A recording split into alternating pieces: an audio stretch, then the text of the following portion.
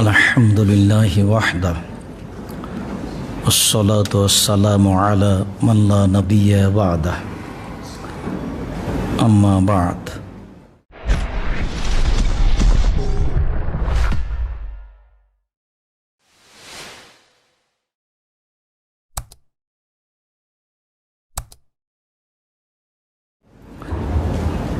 أعوذ بالله من الشيطان الرجيم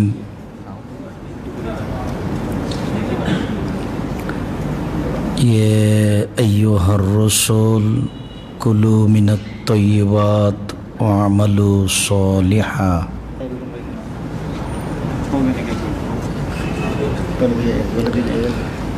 عن أبي هريرة رضي الله تعالى عنه قال قال رسول الله صلى الله عليه وسلم يأتي على الناس زمان لا يولي الناس ما أخذ منه أمن الحلال أمن الحرام رواه البخاري.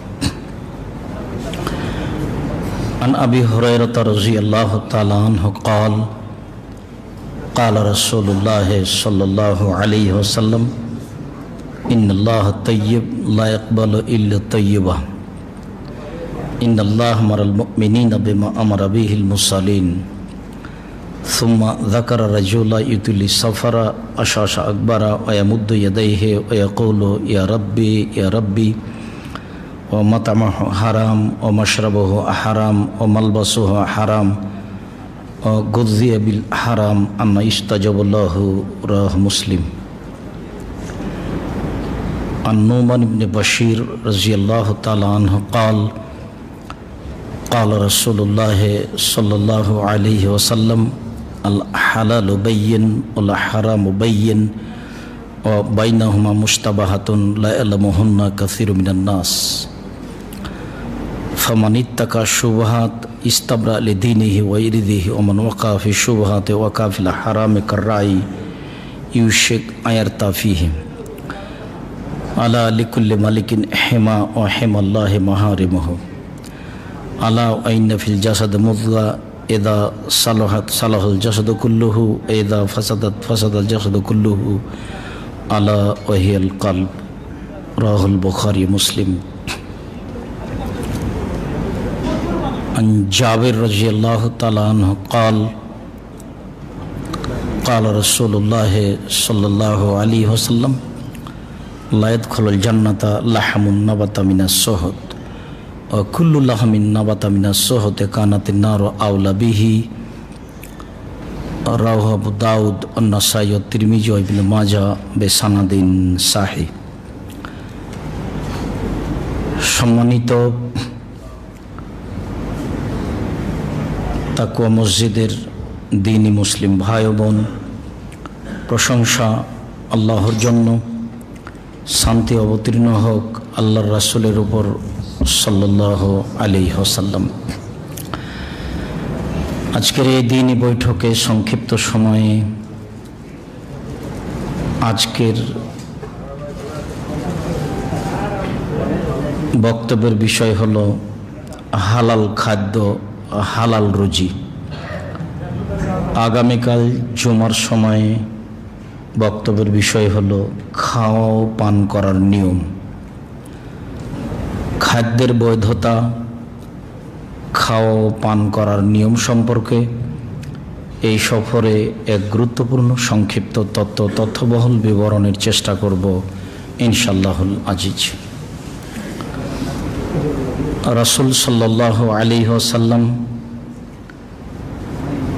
খাওয়ার বিষয় কেমন কিভাবে বিবরণ দিয়েছেন, হালাল রুজির ব্যাপারে কেমন কিভাবে কি পরিস্থিতি পেশ করেছেন, তা আমরা অতীব গুরুত্ব সহকারে পেশ করব বলে আশাবাদী ইনশাআল্লাহুল আজিজ। আমরা আরও আশা করব যে আমাদের বক্তব্য চলাকালীন আপনারা আপনাদের কোনো প্রয়োজনীয় কাজে অংশগ্রহণ করবেন না। দয়া করে আপনি কোনো জরুরি কাজ দেখাবেন না বলে আমরা আশাবাদী। সম্মানিত দিনী ভাই বোন, আমরা বিভিন্ন দিনে যা বলেছি তার একটি গুরুত্বপূর্ণ অংশ বলেছি মানুষের জীবনে সবচেয়ে জরুরি, ব্যতিক্রম, ভিন্ন ধরনের গুরুত্বপূর্ণ কাজ হচ্ছে সলাত, নামাজ। সলাতের চেয়ে মানুষের জীবনে মানুষ হিসেবে আর কোনো গুরুত্বপূর্ণ কাজ আছে তা কোরআন হাদিসের বিবরণে বোঝা যায় না। যা বোঝা যায় তাতে সবচেয়ে গুরুত্বপূর্ণ কাজ হচ্ছে সলাত। কেননা রাসূল সাল্লাল্লাহু আলাইহি সাল্লাম যা বলেন তাতে সলাত এমন একটি ইবাদত যার উপরে নির্ভর করে অন্যান্য ইবাদত। সলাত আছে তো অন্যান্য ইবাদত আছে, সলাত নেই তো অন্য কোনো ইবাদতই নেই। যদিও আমরা বিভিন্ন আলেম ওলামাদের মুখে শুনেছি ইবাদতের জগতে সবচেয়ে শক্তিশালী ক্ষমতাধর ইবাদত দান, এরপরেও সলাত না থাকলে দানের মতো শক্তিশালী ইবাদত বিচারের মাঠে টিকতে পারবে না বলে রাসূল সাল্লাল্লাহু আলাইহি সাল্লাম বলেন।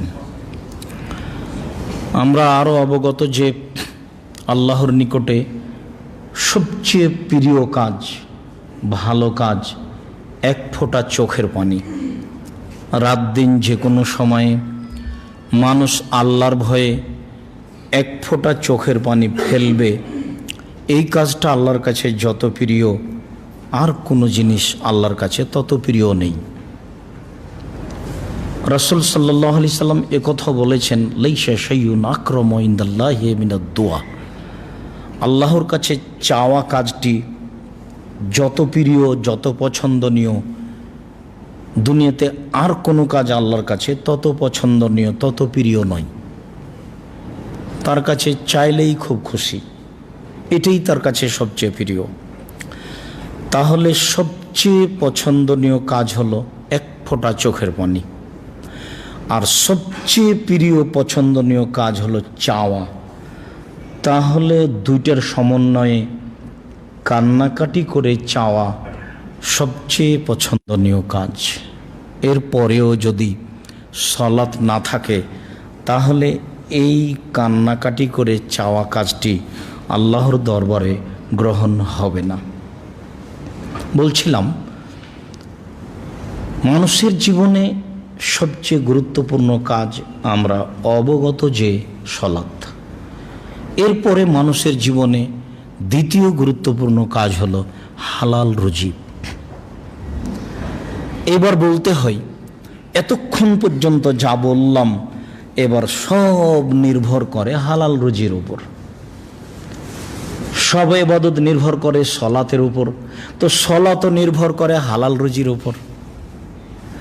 হালাল রুজি আছে তো সলাত আছে, হালাল রুজি নেই তো সলাত নেই, সলাত নেই তো কোনো ইবাদত নেই, হালাল রুজি নেই তো সলাতও নেই, তাহলে হালাল রুজি নেই তো কোনো ইবাদত নেই। পৃথিবীর মোহে পড়ে, আহাল পরিবারের পাল্লায় পড়ে, অর্থ সম্পদ লুটে খেয়ে আর একজনকে ঠগিয়ে জীবিকা নির্বাহের কোনো প্রয়োজন নাই। আমি ভালো বুঝতাম ছাত্র জীবন থেকে এ যাবৎ যে মরলেই সব কিছু বিচ্ছিন্ন হয়ে যায়, মরার পরে আর কোনো কিছু নেই, বাড়িঘর জমি জায়গা আহাল পরিবার ছেলে মেয়ে কোনো কিছু নেই, একথা ভালো বুঝতাম। কিন্তু আমার মা চলে যাওয়ার পর থেকে নিয়ে ওইটা যেন আমি আরও ভিন্নভাবে বুঝতে পারছি। আমার মা অনেকগুলো জিনিসকে খুব বেশি ভালোবাসতেন, তো চলে যাওয়ার পর থেকে নিয়ে তো ওই জিনিসগুলো কি হচ্ছে আমার মা তো কিছু বলেন না, তার প্রয়োজনও নেই, প্রয়োজন থাকলে হবেও না। আমার মায়ের মরার পর থেকে নিয়ে আমার দুইটা কথা খুব আঘাত করে। তার একটা কথা, যেদিন সর্বপ্রথম আমার মা আমাকে নাচল চাঁপাইনবাবগঞ্জ রাজশাহী পড়তে পাঠাবেন, ট্রেনে চড়ে যেতে হয় বাড়ি থেকে কিছু দূরে, তা আমার মা সাথে করে আর একটা বাড়িতে নিয়ে গেছেন, ওই বাড়িতে একটা ছেলে যাবে আমাকে সাথে দেবেন সেই জন্য। তো এই দৃশ্যটা আমার খুব বারবার আঘাত করে। যেদিন আমি বাংলাদেশ ছেড়ে ইন্ডিয়া চলে যাব 1982 সালের 16ই মে রোজ সোমবার, খুব সকালে যাচ্ছিলাম। তো আমি বাহির থেকে এসেছি, সে অবস্থাটা আমি আর এখন নকল করছি না। তা আমি বাড়ির ভিতরে ঢুকে খড়ের চাল, বাংলাদেশি স্যান্ডেল আমি খুলে দিয়ে, আমার পকেটে একটা কলম ছিল, ওটা চালে গুঁজে দিয়ে আমি মাকে বলছি, মা আমি চলে গেলাম ইন্ডিয়া। আমার মায়ের হাতে আটা লেগে আছে, আমার মা রুটি বানাবেন। চুলাতে মনে হচ্ছে যে ভাত রান্না এরকম সকালে কেন, তা আমি বলতে পারছি না, জিজ্ঞাসা আর করিনি। তা এখন আমার মা ওই অবস্থাতেই আমাকে বলছে যে যাস না, পুলিশে ধরে নেবে। তো এইভাবে বারবার বলছে আর পিছে পিছে হাঁটছেন, আর আমি আগে আগে হাঁটছি। তো আমার মা বেশ কিছু পথ পিছে পিছে হাঁটলেন, তারপর দেখলেন আমি নাগালের বাইরে, আমি ফিরে আসব না। তখন আমার মা উল্টা পিছে ফিরে আসলেন। আমার মায়ের কথাগুলো পরবর্তী কথা, যে প্রাইভেট পড়ায়ও না, কাউকে বন্ধু হিসেবে গ্রহণ করিও না, দোকানে বসিও না, দাওয়াত খায়ও না, এই 4টে কথা বলে বাড়ি থেকে বিদায় করতেন। পাঠানোর ব্যাপারে খুব শক্ত, যা একাধিক দিন বলেছি। খুব কেন জানি মন চাচ্ছে একটা ঘটনা নকল করি। আমরা একদিন নাচল যাব, তো যাব না বলে নদীতে সাঁতার দিচ্ছি, পাশেই নদী, অনেক বেলা হয়ে গেছে, প্রায় দুপুর কাছাকাছি। তখন এসেছি বাড়িতে, যাব না এই জন্য, কালকে যাব। তো আমার মা বলছে যে ভাত রান্না করেছি, খেয়ে নিয়ে বের হ। তো আমি বলছি যাব না। তখন আমি খেতে বসেছি, আজকে যাব না, কালকে যাব।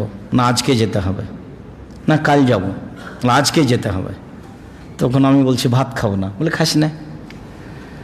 তো আমি উঠে গেছি, উঠে যে এখন ব্যাগটা নিয়ে বের হচ্ছি, তো আমাকে বলছে যে টাকা নে। তো আমি বলছি টাকা নিব না। তো নিস নে, যা। আমি টাকা ছাড়া, আমি খাওয়া ছাড়া বাড়ি থেকে বের হয়ে গেলাম, কিন্তু আমার মা দমে গেল না।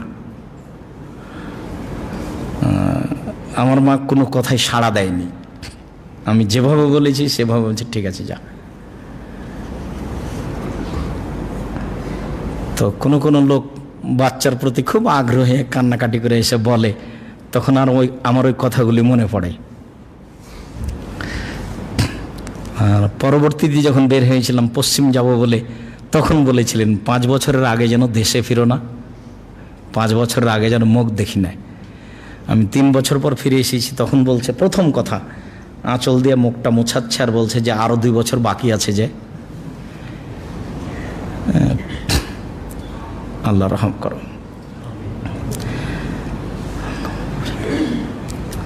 তো হালাল রুজি মানুষের জীবনে দ্বিতীয় জরুরি কাজ, হালাল রুজি। বিভিন্ন দিন যা বলেছি তাতে তৃতীয় জরুরি কাজ কোরআন তেলাওয়াত করা বলে আমি মনে করি। আর চতুর্থ জরুরি কাজ মনে করি, 2 জন যেখানে বসে আছে, জরুরি প্রয়োজন না থাকলে সেখানে না বসা। আপনার অজান্তে কতগুলো পাপ বদনাম হয়ে যাবে, যা তাহাজ্জুদ দিয়ে কুলাবে না, টিকবে না।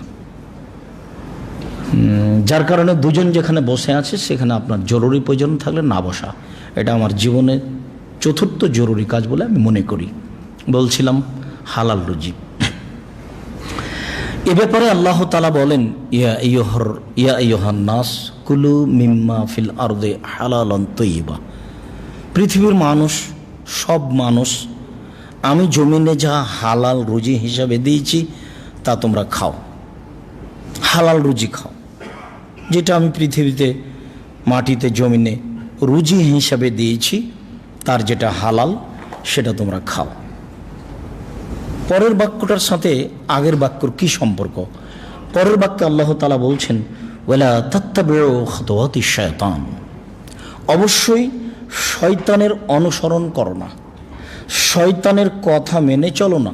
ইন্নাহু লাকুম আদুব্বুম মুবিন, নিশ্চয় শয়তান তোমাদের খোলা মাঠের শত্রু, স্পষ্ট শত্রু। হালাল রুজি খাও, শয়তানের অনুসরণ করো না, এই 2টা বাক্যের মিল কি? মানুষ যেখানে টিকতে পারে না, তার অজান্তেই জড়িয়ে পড়ে, সেটা হচ্ছে অর্থ, হালাল রুজি। সেটা হালাল রুজি, সেটা হলো অর্থ, সম্পদ। কেন আল্লাহ নবী বললেন ফাত্তাকু দুনিয়া ওয়াত্তাকু নিসা, তোমরা মহিলা থেকে বেঁচে থাকো, পৃথিবী থেকে বেঁচে থাকো। মহিলা যেমন বিপজ্জনক বস্তু, নারীও তেমন, পৃথিবীও তেমন বিপজ্জনক বস্তু। আর দুনিয়া হুলাতুন খাদেরা, পৃথিবী হচ্ছে সবুজ মিঠা বস্তু। একলাহাল বারওয়াল ফাজের, ভালো মানুষও খায়, খারাপ মানুষও খায়। তবে বিচার হবে, বিচারের মাঠে ভালো মানুষ ফল পাবে। কতগুলো মানুষের বিচারই হবে না। আল্লাহ তাআলা বলছেন ফালা নকিম আলাহুল ওয়াজরা, আমি ওদের দাড়ি পাল্লাই করব না, ওদের কোনো পাপ নেকিই নাই, ওজনই নাই। তোমরা পৃথিবী থেকে বেঁচে থাকো, পৃথিবী মানুষকে ধোঁকা দিবে। পৃথিবী মানে অর্থ সম্পদ। অর্থ সম্পদের ব্যাপারে, রুজির ব্যাপারে শয়তানের অনুসরণ করো না। প্রত্যেক যেটা খারাপ শয়তান এটা ভালো করে দেখায়, এটা তার কাজ। তার একটা চুক্তি আছে আল্লাহর সাথে যে কিভাবে আমি জাহান্নামে যাব আর আদম সন্তান জান্নাতে যাবে, এটা আমি দেখে ছেড়ে দেব। এটা আমার একটা জিদ, এবং এই প্রতিশ্রুতি নিয়েও মাঠে আছে। তাহলে যেইটা খারাপ সেইটা আপনাকে ভালো করে দেখানোই তার কাজ। সবচেয়ে আদম সন্তানকে ঠেকাতে পারে ও নারীতে ও রুজিতে, সম্পদে আপনাকে ঠেকিয়ে দিবে। যার কারণে আল্লাহ তাআলা বলছেন শয়তান তোমাদের স্পষ্ট খোলাখলি মুখামুখি শত্রু। ওকে তো আমি দেখতে পাই না, ও তো আমার গায়ে এক থাপ্পড় লাগাতে পারে না, কোথায় সে? আল্লাহ তাআলা বলছেন মিনাল জিন্নাত ওয়ান নাস, মানুষ শয়তান, জিন শয়তান। অন্তর থেকে কুমন্ত্রণা দেয় যে সে হলো জিন শয়তান, খোলা মাঠে সামনাসামনি বলে যে সে হলো মানুষ শয়তান। চলো এ করে কি হবে, ওখানে যাই। আব্দুর রাজাক সাহেব এসেছেন, চলেন যাই। আরে বক্তব্য শুনে কি হবে, এখানে বসত। এ হলো মানুষ শয়তান। আর অন্তরে বলছে কেউ নেই, না আজকে এই কাজ করি, আর বক্তব্য শুনেছি, আর একদিন শুনবো পরে, আজকে এখানেই থাকি। এ হলো জিন শয়তান, যাকে দেখা যায় না কিন্তু কাজ ঠিকই করছে। এ হলো জিন শয়তান। যাকে দেখা যায় ভুল পথে ডাকছে, ও হলো মানুষ শয়তান। আল্লাহ তাআলা বলছেন মানুষ শয়তান, জিন শয়তান। শয়তান তোমাদের স্পষ্ট খোলাখুলি শত্রু। অত্র আয়াতে আল্লাহ তাআলা সারা পৃথিবীর সমস্ত মানুষকে হালাল রুজি খাওয়ার ব্যাপারে আদেশ করেছেন। আল্লাহ তাআলা বলেন ইয়া আইয়ুহার রাসূল কুলু মিনাত তাইয়্যিবাত ওয়া আমালুস সালিহা, পৃথিবীর নবী রাসূলগণ আপনারাও হালাল রুজি খান আর সৎ আমল করুন। সব নবীর একই আদেশ, যা ছিল আদম আলাইহিস সালামের, যা ছিল ইব্রাহিম আলাইহিস সালামের, যা ছিল আমাদের নবীর, যা ছিল নূহ আলাইহিস সালামের। সকল নবীকে আল্লাহ তাআলা হালাল রুজি খেতে বলেছে। আর সবচেয়ে উত্তম হালাল খায়রুল মালিন নাস আল্লাহ ইয়াকসুবু বিয়াদিহি, মানুষের সবচেয়ে উত্তম সম্পদ হচ্ছে যে ও নিজে হাতে উপার্জন করে। নিজে হাতে যেটা উপার্জন করে, নিজে হাতে উপার্জন কি? নিজে হাতে মানুষের বাড়ি কাজ করে, নিজে ব্যবসা করে, নিজে দোকানে বসে, নিজে দিনমজুরি করে, নিজের উপার্জন নিজেই করে। এইটা সবচেয়ে উত্তম রুজি বলে রাসূল সাল্লাল্লাহু আলাইহি সাল্লাম বলেন। তিনি বলেন দাউদ আলাইহিস সালাম নিজ হাতে উপার্জন করে খেতেন, জনগণের খাদ্য তিনি গ্রহণ করতেন না।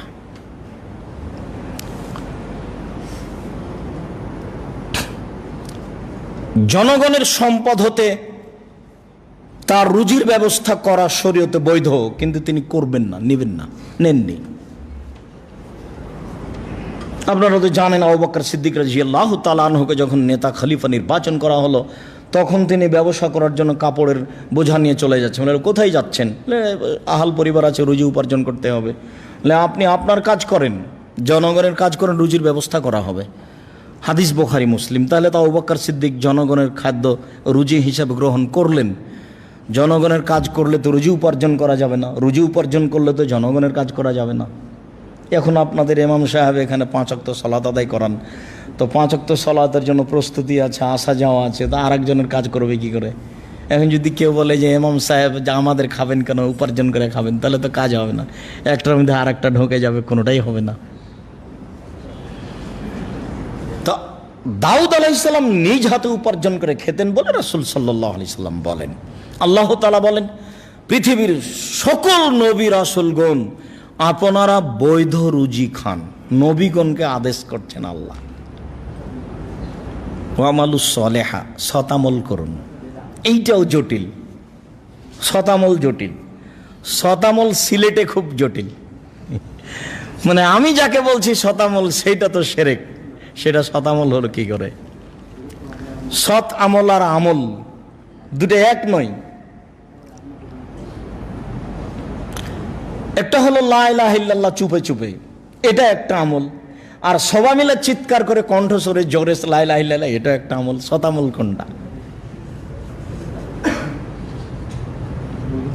একটা তো হলো দুরুদে ইব্রাহিম, আর একটা হলো আল্লাহুম্মা সাল্লি আলা সাইয়্যিদিনা মাওলানা নবিয়ানা মুহাম্মদ। দুটাই দুরুদ, তো শতামল কোনটা? একটা হলো আল্লাহর পথে দান করা, আর একটা হলো দিবসে দান করা, তো দুটাই দান। শতামল কোনটা?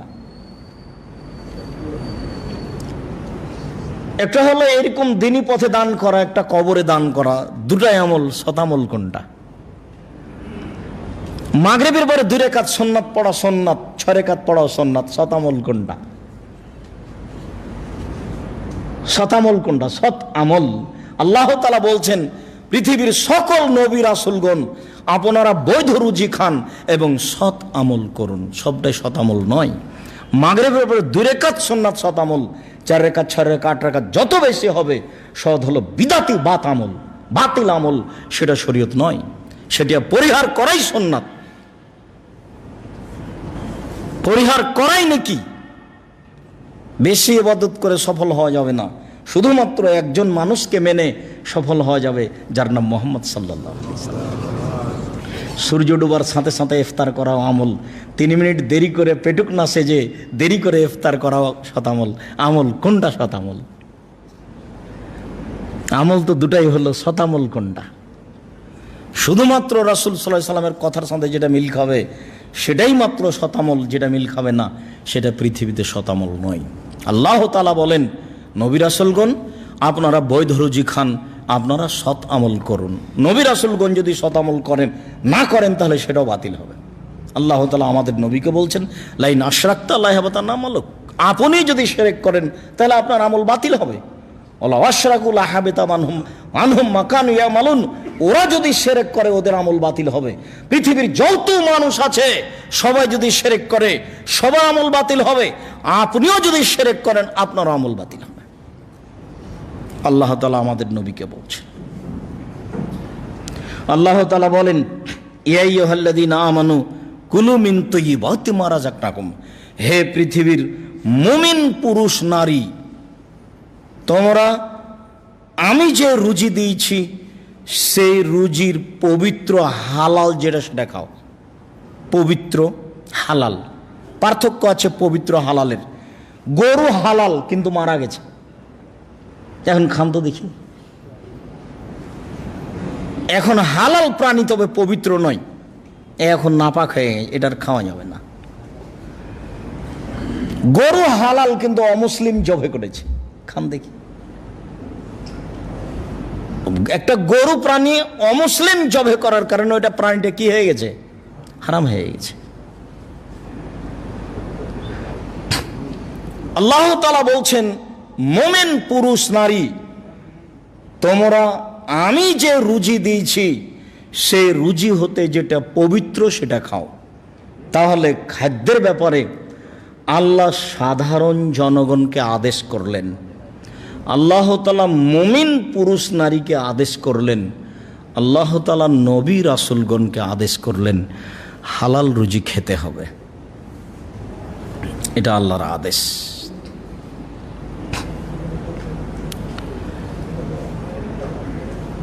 আবু হুরায়রা রাদিয়াল্লাহু তাআলা আনহু বলেন, রাসূল সাল্লাল্লাহু আলাইহি ওয়াসাল্লাম বলেছেন, ইয়াতি আলা নাসে জামানুন লা ইউবালিন নাস মা খাজা মিনহু আমিনাল হালাল আমিনাল হারাম। অচিরেই মানুষের উপরে এমন একটা সময় চলে আসছে, যেই সময়ে মানুষ পয়সা উপার্জন করবে কিন্তু বিবেচনা করবে না এই পয়সা হালাল না হারাম। সেটা কি এখন মনে হয় না? মানুষের পয়সার প্রয়োজন, বিবেচনার প্রয়োজন নেই। চাকরি একটা হলেই হলো, ব্যবসা একটা হলেই হলো। অন্ধকারে ব্যবসা করছে, মেশিনে কম্পিউটারে, নিজেও জানে না কি জিনিস, যার জন্য করছে সেও জানে না কি জিনিস। আন্ধা কো আন্ধা পড়াতা হয়। ইয়াতি আলা নাসে জামানুন, মানুষের উপর একটা যুগ জামানা চলে আসবে, লাইবালিন নাস মা খাজা মিনহু আমিনাল হালাল আমিনাল হারাম। মানুষ পরোয়া করবে না, বিবেচনা করবে না এই চাকুরি, এই রুজি, এই ব্যবসা জায়েজ কিনা।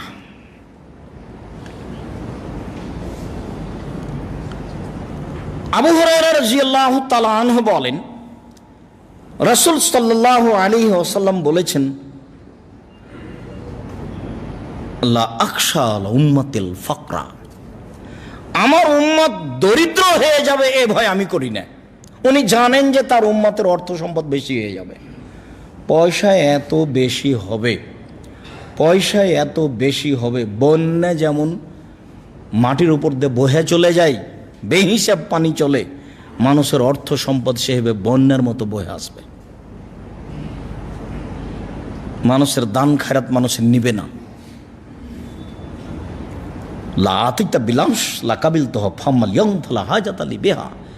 কালকে যদি আপনি দান করতেন তাহলে নিতাম, আজকে আমার কোনো প্রয়োজন নেই। মানুষ মানুষের টাকা নেবে না, এরকম পরিস্থিতি পৃথিবীতে দেখা দিয়েছে। এদেশে মানুষ চাচ্ছে টাকা, যার কারণে মানুষের চিরদিনই টাকা চাওয়ার অবস্থা থাকবে এটা নয়, একদিন থাকবে না। আর যেটা আমি একাধিক দিন বলেছি যে রাসূল সাল্লাল্লাহু আলাইহি সাল্লাম বলেছেন, একটা গাভীর দুধ খাবে একটা গ্রাম, আর একটা ডালিম খাবে একটা বংশ।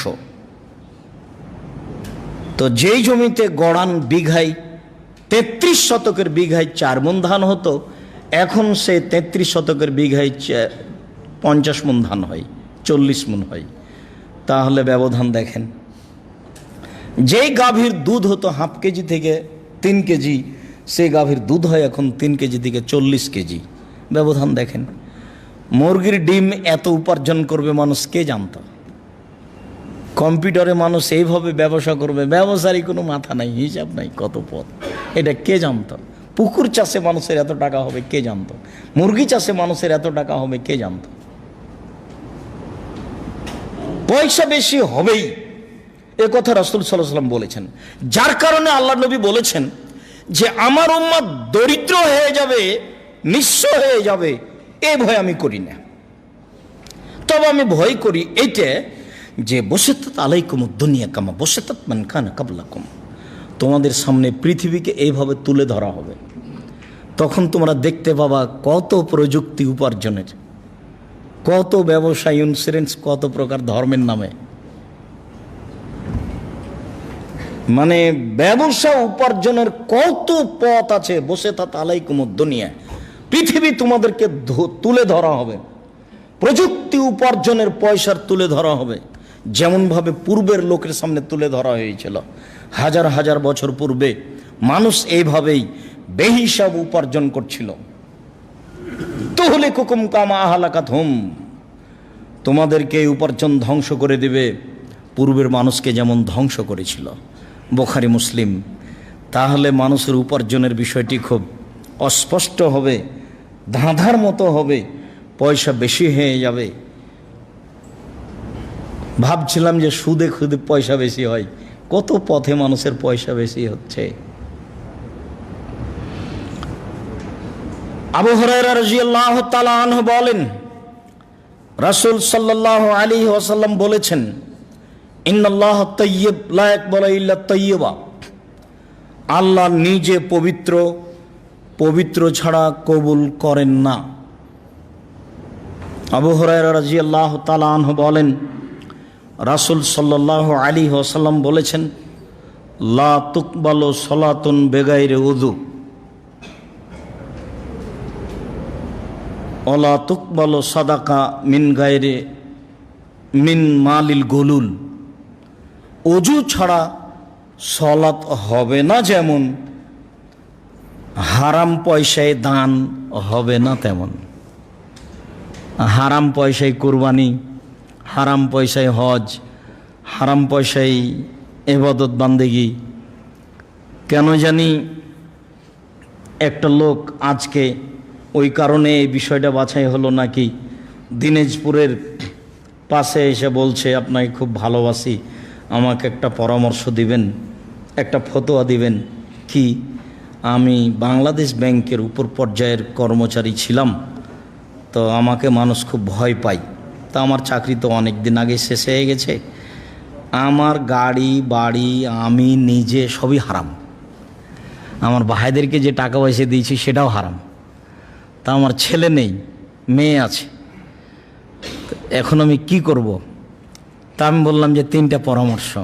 এক, আপনার যা অর্থ সম্পদ আছে সব ফকির মিসকিনকে দিয়ে দিন, দিয়ে আপনার পৈতৃক সম্পত্তিতে ফিরে যান। বলে সেটাও নেই, যা ছিল আমার দাদা জমিদারি করতো, মানুষের জোর করে দখল করেছিল, শেষ হয়ে গেছে।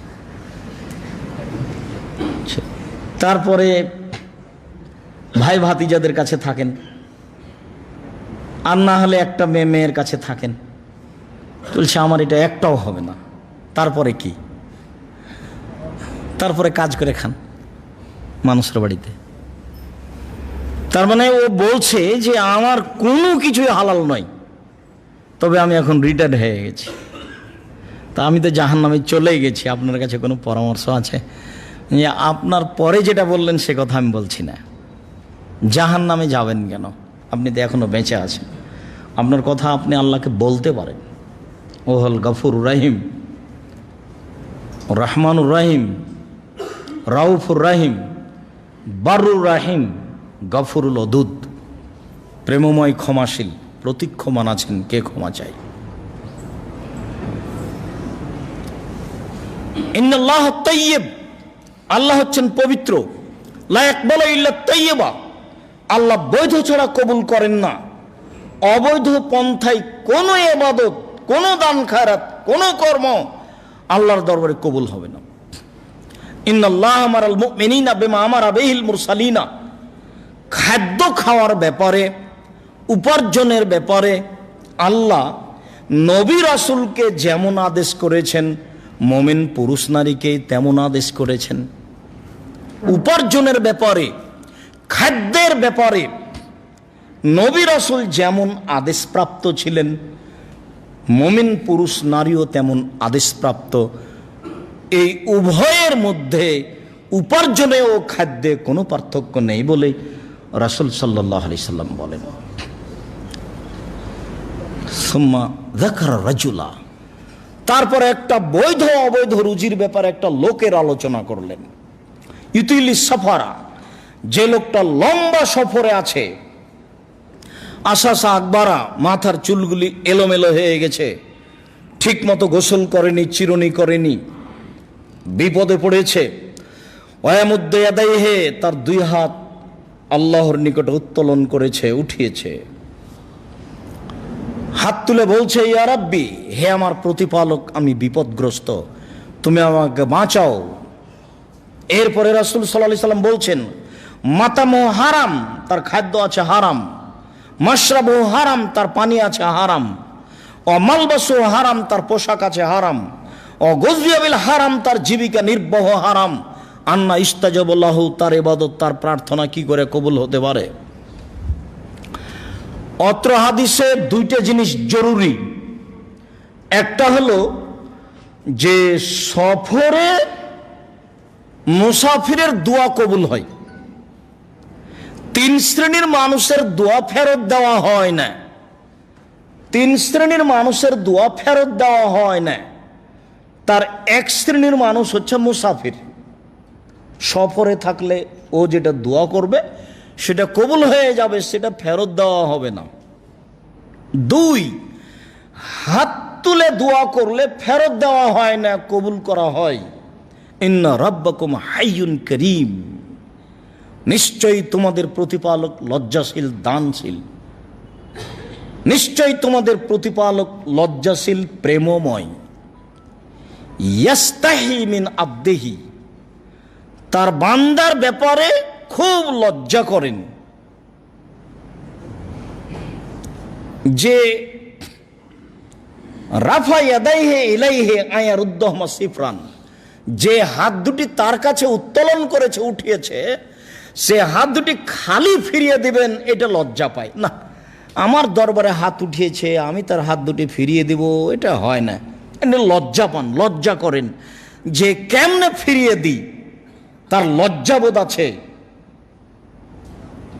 মহান প্রতিপালক আজিজ পরাক্রমশালী কাবি ক্ষমতাশীল কাদির, সর্ব ধরনের শক্তি রাখেন।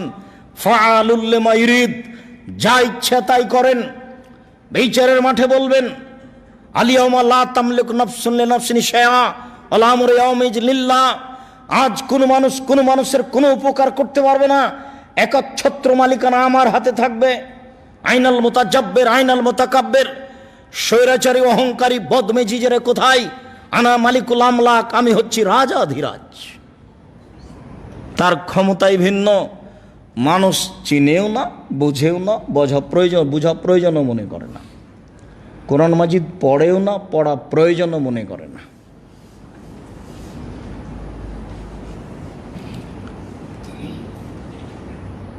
তো ক্ষমতাশীল প্রেমময় কেউ হাত তুললে লজ্জায় পায় ফিরিয়ে দিতে,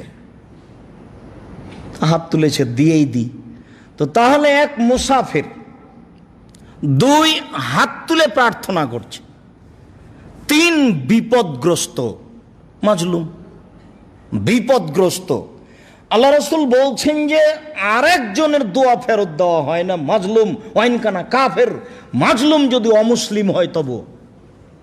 একজন অমুসলিম হিন্দু মানুষ মাজলুম, তার বাড়িটা কেউ দখল করে নিয়েছে জোর করে, ও যদি বলে আল্লাহ আমি মাজলুম, তো ওর বিচার হবে। আল্লাহ নবী বলছেন মাজলুম যদি অমুসলিম হয় তবুও তার কথা মেনে নেওয়া হবে, এ কথা মুহাম্মদ সাল্লাল্লাহু আলাইহি সাল্লাম বলেন।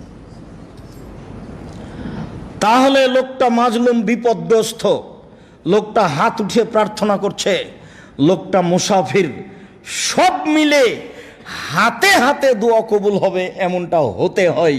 কিন্তু রাসূল সাল্লাল্লাহু আলাইহি সাল্লাম বলছেন তার খাদ্য হারাম, তার পানি হারাম, তার পোশাক হারাম, তার জীবিকা নির্বাহ হারাম, তার দোয়া কি করে কবুল হতে পারে? মুসলিম। কেমন মনে হলো?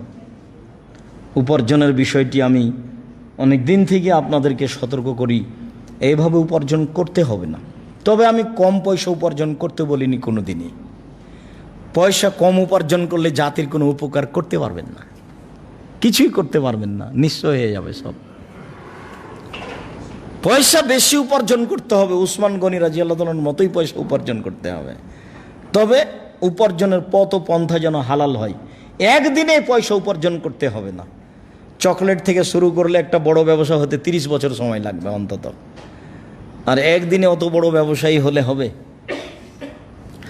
আর ব্যবসার মাধ্যমে কিছু উপকার করা যাবে জাতির, নিজের, অসহায় মানুষের, পুরুষ নারীর, ফকিরের, প্রতিষ্ঠানের ব্যবসার মাধ্যমে করা যাবে, অন্য মাধ্যমে নয়। সিলেটের বাড়ি হিসেবে লন্ডনে চলে যাব, চলে গেলে টাকা বেশি, ওই টাকা দিয়ে কিছু করা যাবে না। 2-1টা বাড়ি হতে পারে। দেশেই পয়সা উপার্জন করতে হবে কোটি কোটি টাকা, তাহলে তা দিয়ে কিছু কাজ করা যাবে। মসজিদটা পড়ে আছে কিনা তা কম আছে এইভাবে, এদিন থেকে না পরিকল্পনা নেই, না হয় না, সেটা আমি জানি না, জিজ্ঞাসা করিনি কোনোদিন কি অবস্থায় আছে। আমি চাচ্ছিলাম এতদিন 10 তলা হয়ে যাবে, বিশাল এক বিল্ডিং হবে ঢাকায়, কলিয়াতে, সিলেট শহরে, সেখানে এসে খুতবা দেওয়া হবে। বলে আমরা জামিয়া সালাফের বাইতুল হাম জামে মসজিদের অপেক্ষা আছি। থাকেন, বাইতুল হাম জামে মসজিদ খুব অচিরেই শুরু হবে, যেটা রূপগঞ্জ, নারায়ণগঞ্জ, ঢাকা 200 শতক জমির উপরে ইনশাল্লাহ। শুধু মসজিদের জন্য 200 শতক জমি, প্রায় 10,000 মুসাল্লি একসাথে সালাত আদায় করতে পারবে বলে আমরা আশা করছি ইনশাল্লাহ। বলছিলাম সম্মানিত দ্বীনী ভাই বোন, হালাল রুজির বিষয়টি অতীব জরুরি। নোমান ইবনে বাশির রাদিয়াল্লাহু তাআলা আনহু বলেন, আল হালালু বাইয়িন, হালাল হচ্ছে স্পষ্ট। একটু ছেড়ে আসলাম, হাত তুলে দোয়া একটি গুরুত্বপূর্ণ ইবাদত, এ কথাই ঠিক। হাত তুলে দোয়া একটি গুরুত্বপূর্ণ ইবাদত, এ কথাই ঠিক।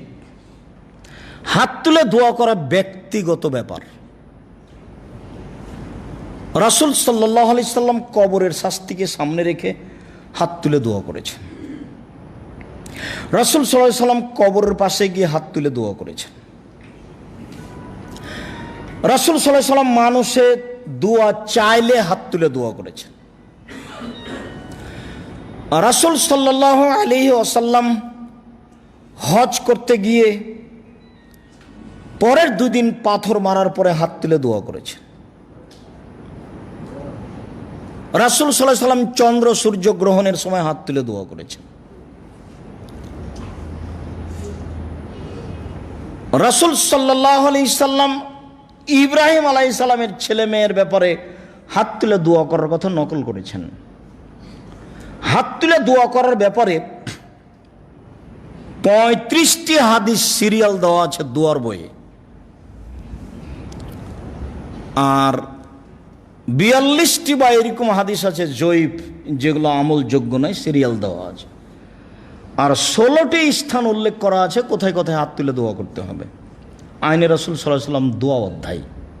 তবে এই অংশটা রাসূল সাল্লাল্লাহু আলাইহি সাল্লামের সালাত বনাম প্রচলিত সালাত আব্দুর রাজ্জাক বিন ইউসুফ, আব্দুর রাজ্জাক বিন ইউসুফের নামাজ শিক্ষা যে বইটা আছে, এই বইটাতে এই হাত তুলে দোয়া করার বিষয়টি কতটি হাদিস আছে তা আরও উল্লেখ করা আছে, ধারাবাহিকভাবে স্পষ্ট করে। বলছিলাম হাত তুলে দোয়া করা একটি গুরুত্বপূর্ণ ইবাদত। হাত তুলে দোয়া করতে হবে মাঝে মধ্যে, নিজের জন্য জরুরি করে নেবেন, ওটা ব্যক্তিগত ব্যাপার। সমষ্টিগত ব্যাপার হলো পানি চাইতে গিয়ে। পানি চাওয়াটা যদি জুমা মসজিদে খুতবা চলাকালীন হয় তাহলে হাত এভাবে সোজা থাকবে, আর পানি চলাকালীন পানি চাওয়ার জন্য দোয়া যদি মাঠে হয় তাহলে হাত এভাবে থাকবে উল্টে। পানি চাওয়াটাই যদি জুমা মসজিদে খুতবা চলাকালীন হয় তাহলে হবে এভাবে সোজাই, সবাই ইমাম মুক্তাদি সবাই হাত উঠাবে খুতবা চলাকালীন। আর সেটা যদি মাঠে হয় পানি চাওয়ার জন্য তাহলে সবাই ইমাম মুক্তাদি সবাই হাত উঠিয়ে হবে। বহু হাদিস রয়েছে হাত তুলে দোয়া করার ব্যাপারে। হাত তুলে দোয়া করা একটি গুরুত্বপূর্ণ ইবাদত। লোকটি হাত তুলে দোয়া করছিল বিপদে পড়ে মুসাফির অবস্থায়, তবু তার দোয়া কবুল হয়নি, এই জন্য যে হালাল রুজি নেই। নোমান ইবনে বাশির রাদিয়াল্লাহু তাআলা আনহু বলেন, আল হালালু বাইয়িন, হালাল হচ্ছে স্পষ্ট। আল হারামু বাইয়িন, হারাম হচ্ছে স্পষ্ট। ওয়া বাইনাহুমা মুস্তাবিহাতুন, এই দুইটার মধ্যে সন্দেহযুক্ত একটা জিনিস আছে। ব্যবসা, চাকরি, রুজি, কর্ম অস্পষ্ট আছে। লা ইয়ালামুহুন্না কাসীরুম মিনান নাস, বহু মানুষই বুঝতে পারে না যে আমার এই চাকরি বৈধ না অবৈধ, আমার এই ব্যবসা বৈধ না অবৈধ, আমার এই উপার্জন বৈধ না অবৈধ, এটা অনেকে বুঝতে পারে না, বুঝে উঠতে পারে না। রাসূল সাল্লাল্লাহু আলাইহি সাল্লাম বলছেন, ফামানিত্তাকা শুবহাত ইস্তাবরা লিদীনিহি ওয়া ইরজিহি, কেউ যদি সন্দেহ থেকে বেঁচে যায়, যখন বুঝতে পারেনি তখন ছেড়ে দিয়েছে। সন্দেহ থেকে কেউ যদি বেঁচে যায় তাহলে সে তার দিনকে পূর্ণ করে নিল, সে খাঁটি মুসলমান মুমিন। ওমান ওয়াকা ফি শুবহাতে ওয়াকা ফিল হারামে, যে ব্যক্তি সন্দেহের মধ্যে পড়লো ও হারামের মধ্যে পড়লো, চূড়ান্ত সিদ্ধান্ত নেই যার, সেটা চূড়ান্ত হারাম। চূড়ান্ত সিদ্ধান্ত নেই যার, সেটা চূড়ান্ত হারাম। চূড়ান্ত সিদ্ধান্ত নেই যার, সেটা চূড়ান্ত হারাম। হুজুর বলেছেন জর্দা মাকরুহ, আর আব্দুর রাজ্জাক সাহেব বলেছেন জর্দা হারাম, তাহলে তো চূড়ান্ত সমাধা হলো না, তাহলে চূড়ান্ত হারাম। তো তো মৌলানা সাহেব বলেছেন জর্দা কি কোরআন হাদিসে লেখা আছে, উনি কেন হারাম বলবেন? কথাও তো ঠিকই, জর্দা তো কোরআন হাদিসে লেখা নেই। এখন জর্দা যদি কোরআন হাদিসে লিখতে হয়, তাহলে যত তামাক জাতীয় প্রথা পৃথিবীতে আছে, মানে ব্যবস্থা না তামাক জাতীয়, তাহলে শুধু তামাক জাতীয় লিখতে লিখতে কয়েকটা কোরআন মাজিদ লাগবে। রাসূল সাল্লাল্লাহু আলাইহি সাল্লাম এমন একটি বাক্য বলেছেন, পৃথিবীর যেখানে যারা যেইভাবেই উপার্জন করুক না কেন খাদ্য, সেই খাদ্য যদি এমন হয় তাহলে তা হারাম। কিভাবে? মাসকারা কাসিরুহু ফাকালিলুহু হারামুন, যেটা বেশি খেলে বিবেকের ক্ষতি হবে তার কমও হারাম। তাহলে হাফ কেজি জর্দা খাওয়াইয়া দেন, দেখেন কি হয়। যদি হাফ কেজি জর্দা ক্ষতি করে তাহলে একটা কণাও হারাম। মুহাম্মদ সাল্লাল্লাহু আলাইহি ওয়াসাল্লাম বলেছেন, তার এক বাক্য পৃথিবীতে এমনভাবে চালিয়ে দেওয়া হয়েছে, সারা পৃথিবী কাত এক বাক্যের নিকটে, একটাই বাক্য। পৃথিবীতে যেখানে যে উপার্জন করবে সেইটা যদি বেশি খেয়ে ক্ষতি হয় তাহলে একটা কোনো হারাম, এ কথা মুহাম্মদ সাল্লাল্লাহু আলাইহি সাল্লাম বলেন। অতএব হুজুর বলেছেন যে জর্দা কোরআন মাজিদে লেখা আছে নাকি, হুজুর আসলে বুঝতে পারেনি ধর্ম কি জিনিস, এই জন্যই কথা বলেছে।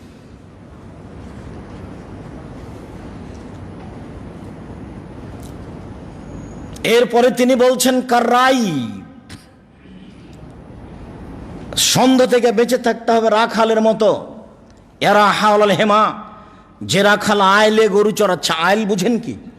আইলে গরু চড়াচ্ছে, ইউশেক সম্ভাবনা রয়েছে, আয়ের তাফিহে গরুতে ধানে মুখ দিতে পারে, শস্যে গরুতে মুখ দিতে পারে, অতএব গরুটা তুমি আইলে নিয়ে যায় না। এই লোকটা যেমন আইলে গরু নিয়ে যাবে না, সন্দেহ আছে গরুতে ধানে মুখ দিতে পারে, এই লোকটা যেমন বাঁচতে চাচ্ছে তোমাকেও বাঁচতে হবে তেমন। যেই ব্যবসাতে সন্দেহ আছে, যেই রুজিতে সন্দেহ আছে, যেই চাকরিতে সন্দেহ আছে, সেই চাকরি ছেড়ে দিতে হবে, কথাই ঠিক। কষ্ট হলেও কিছু দিনের জন্য, আহাল পরিবার সবাই মেনে নেবে, তখন এটা সহজ হবে। অনেক পয়সা উপার্জন করছিলেন, হঠাৎ ছেড়ে দিলে শ্বশুর শাশুড়ি বাপ মা বউ ছেলে মেয়ে সব একদিকে হয়ে যাবে। পয়সার লোভ সবার, পয়সার স্বাদ ভিন্ন। এই চাকরি ছিল বলেই তো বাড়ি যাওয়ার সময়তে মেয়ের জন্য একটা আইসক্রিম কিনেছেন 300 টাকা দিয়ে, আর এখন 300 টাকা দিয়ে সারাদিন এক সপ্তাহ হয়ে যাবে, এটা কেমন করে হয়? খুব সাধারণ খাদ্য কিনতে হবে। রাসূল সাল্লাল্লাহু আলাইহি সাল্লাম বলছেন, সালাসাতুন মুনজিয়াতুন ও সালাসাতুন মুহলিকাতুন, 3 শ্রেণীর মানুষ বেঁচে যাবে, তার কোনো সমস্যা হবে না। তার এক শ্রেণীর মানুষ হচ্ছে লিখতে সাদফিল মাইশা, মধ্যম পন্থায় জীবিকা নির্বাহ করা। বাজারে গিয়ে সবচেয়ে দামি মাছ কিনতে হবে না, দামি মাছ বিত্তশালী কিনবে। বাজারে গিয়ে সবচেয়ে দামি চাউল কিনা হবে না, সবচেয়ে দামি চাউল বিত্তশালী কিনবে। আপনি মধ্যমটা কিনবেন, নইলে তার চেয়ে যেটা নিম্নমানের, যেটা ফুটপাতে বিক্রি হচ্ছে সেটা নেবেন। আপনি যদি দামি চাউল কিনতে যান তাহলে আপনি অহংকারে, আপনার আর জান্নাত হবে না। আর ওই বিত্তশালী যদি আবার কম দামের চাউল কিনে তাহলে ও কৃপণ, ওরও আবার জান্নাত হবে না। নায়াদখুলুল জান্নাতা বাখিল, কৃপণ জান্নাতে যাবে না। ভৈরব নদীদের বড় মাছটা 1000 টাকা কেজি, আপনি কিনবেন? যে মাছই কিনতে গেছে গাড়ি নিয়ে 50,000 টাকা নিয়ে, তার জন্য তো এটা মাছ সহজ। ও যদি এটা না কিনে তাহলে ও কৃপণ। পৃথিবী এভাবেই চলছে। 3 শ্রেণীর মানুষ বেঁচে যাবে, তার এক শ্রেণীর মানুষ হচ্ছে লিখতে সাদফিল মাইশা, মধ্যম পন্থায় খরচ করা। সন্ধে থেকে বেঁচে থাকতে হবে, যত আয় উপার্জন সন্ধেযুক্ত আছে সব ছেড়ে দিতে হবে। আহাল পরিবারকে বুঝিয়ে মধ্যম পন্থায় খরচে আসতে হবে, তাহলে খরচ জীবিকা নির্বাহ সহজ হয়ে যাবে। 1 মাসের আয় দিয়ে দেখা যাবে 35-40 দিন যাচ্ছে। আর যদি মধ্যম পন্থায় খরচ না করেন তাহলে 1 মাসের আয় দিয়ে 20 দিন 25 দিন যাবে, 5 দিন তখন কর্জ করতে হবে। রাসূল সাল্লাল্লাহু আলাইহি সাল্লাম বললেন, আলা, মনে রেখো, হেমাল্লাহ মাহারেমহু, আলা লিকুল্লি মালিকিন হেমা, প্রত্যেকটা বাদশার একটা সীমারেখা আছে। বাংলাদেশ শেষ হলে ভারত শুরু হয়, ভারত শেষ হলে বাংলাদেশ শুরু হয়, এটা দেশের সীমারেখা। ও হেমাল্লাহ মাহারেমহু, আর আল্লাহর সীমারেখা হলো হালাল হারাম। হালাল শেষ হলে হারাম শুরু হয়, হারাম শেষ হলে হালাল শুরু হয়। আলা সাবধান থাকিও, ফিল জাসাদে মুজগা, শরীরে একটা অংশ রয়েছে, এই যা সালাহত সালাহল জাসাদ কুল্লহু, যখন ওই অংশ খারাপ হয়ে যাবে সম্পূর্ণ শরীরই খারাপ হয়ে যাবে। ওয়া ফাসাদাত ফাসাদাল জাসাদ কুল্লহু, আর যখন সেই অংশটা ভালো থাকবে সম্পূর্ণ শরীরই ভালো থাকবে। আলা ওয়াহেল কাল, মনে রেখো সেটাই হচ্ছে অন্তর। এই ছেলে বসো, কাজ দেখাচ্ছ আমাকে, কাজ দেখাবেন না। শরীয়তকে ধর্মকে মূল্যায়ন করার চেষ্টা করিয়েন, এমনি রূপক এসেছেন এটা মনে করিয়েন না। আর আমি কোনো কাল্পনিক খুতবা দিতে আসিনি, কাজেই ধৈর্যের পরিচয় দিতে হবে। মনে হলেই গায়ে বাইরে গিয়ে চা খেলাম তার নাম ধৈর্য নয়, মনে হলে একটু ঘুরে বেড়ালাম তার নাম ধৈর্য নয়। পাথরের মতো বসে থাকতে হবে, তার নাম ধৈর্য। কিছুক্ষণ থাকি। সম্মানিত দিনী ভাই বোন, রাসূল সাল্লাল্লাহু আলাইহি ওয়াসাল্লাম বললেন, মানুষের শরীরে একটা অংশ রয়েছে, যতক্ষণ পর্যন্ত অংশটা ভালো থাকবে ততক্ষণ পর্যন্ত মানুষটা ভালো, আর যখন মানুষের অংশটা খারাপ হয়ে যাবে তখন মানুষটা খারাপ। সেটাই হচ্ছে অন্তর। সব যে বাইরে যেসব ফলাফল দেখতে পাচ্ছেন সেটা অন্তরের পরিণাম, অন্তরের পরিণতি, অন্তরের ফলাফল। মনটাই আসলে ভালো নয়, ভিতরটাই খারাপ। ভিতরটাই শুনে একরকম, মানে একরকম, শুনে একরকম, বলে আর একরকম। মানে ভেতরটাই অপরিষ্কার, সামান্য ব্যাপারে পরিবর্তন হয়ে যায়।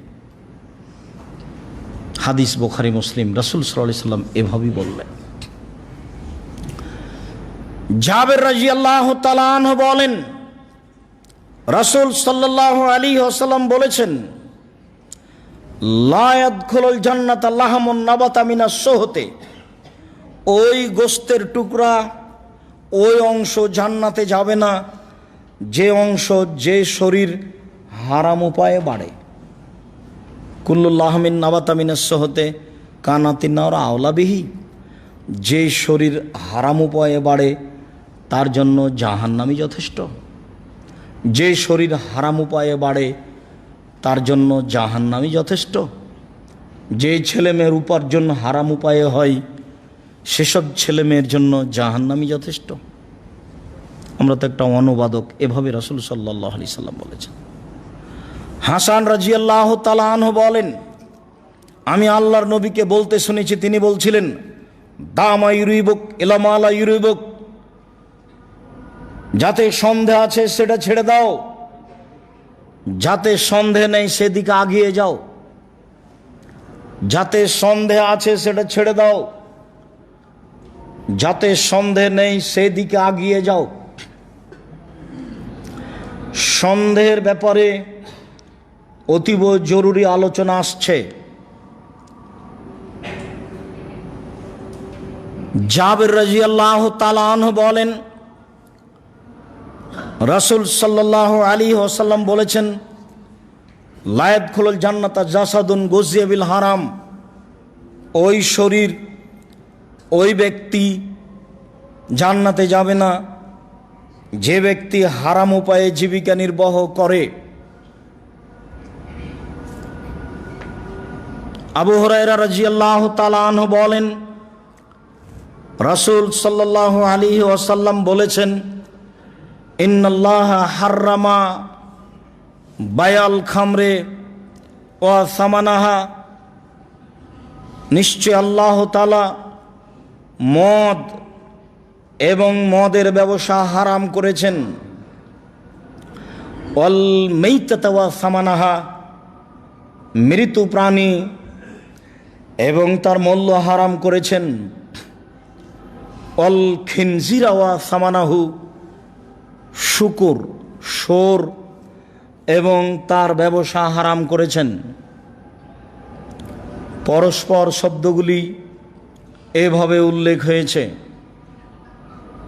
তাহলে নেশাদার দ্রব্য, মরা প্রাণী আর শুকুর কাছাকাছি হারাম।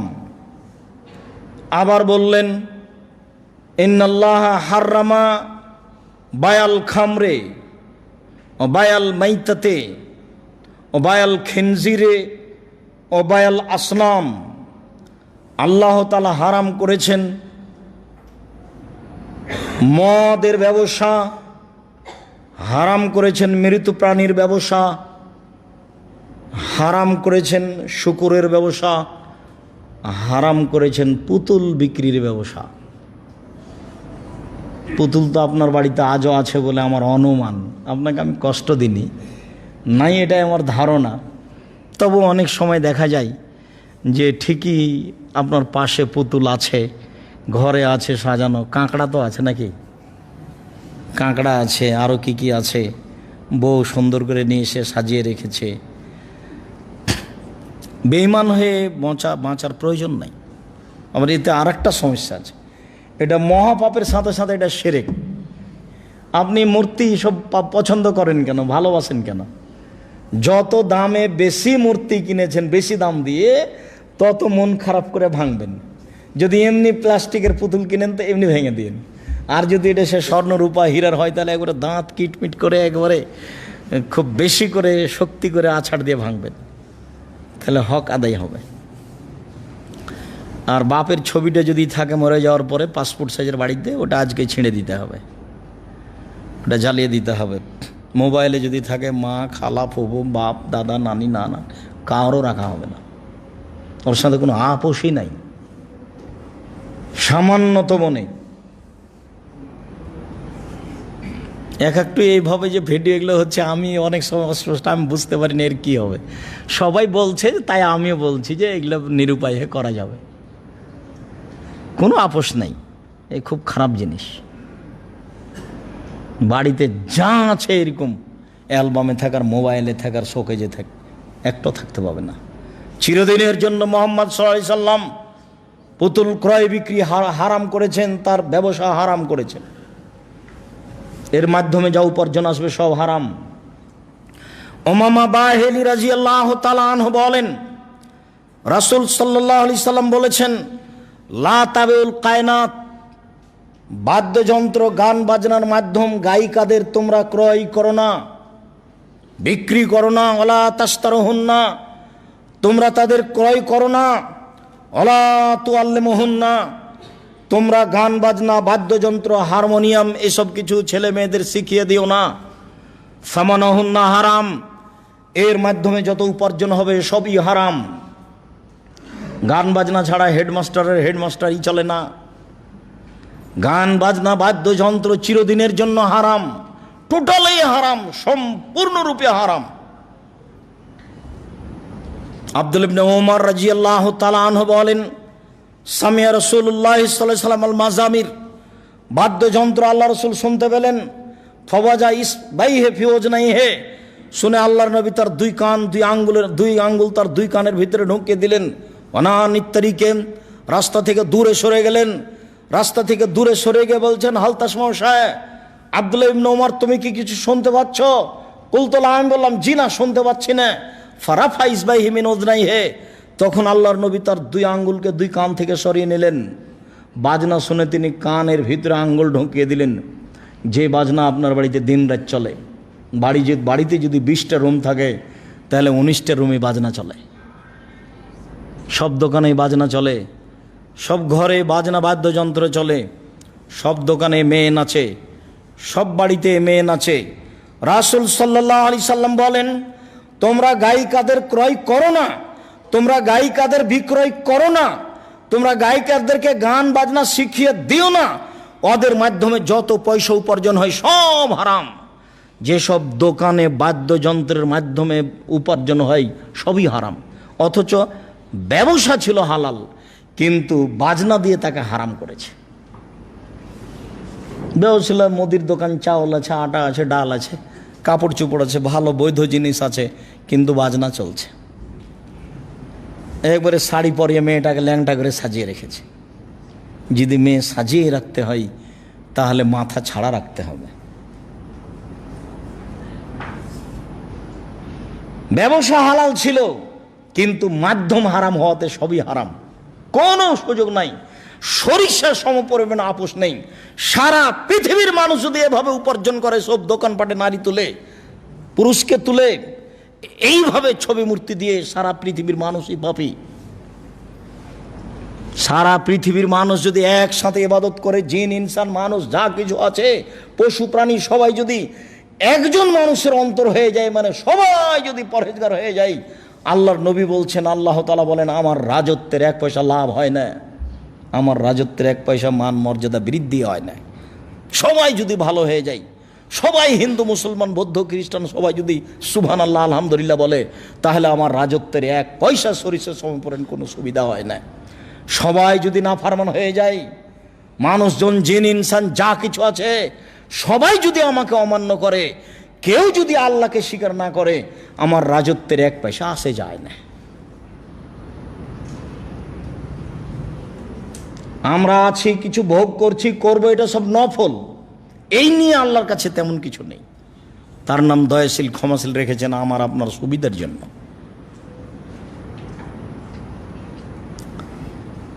সম্মানিত দ্বীনি ভাই বোন, সন্ধ্যা থেকে বাঁচার ব্যাপারে দুই একটা হাদিস আপনাকে শোনাই।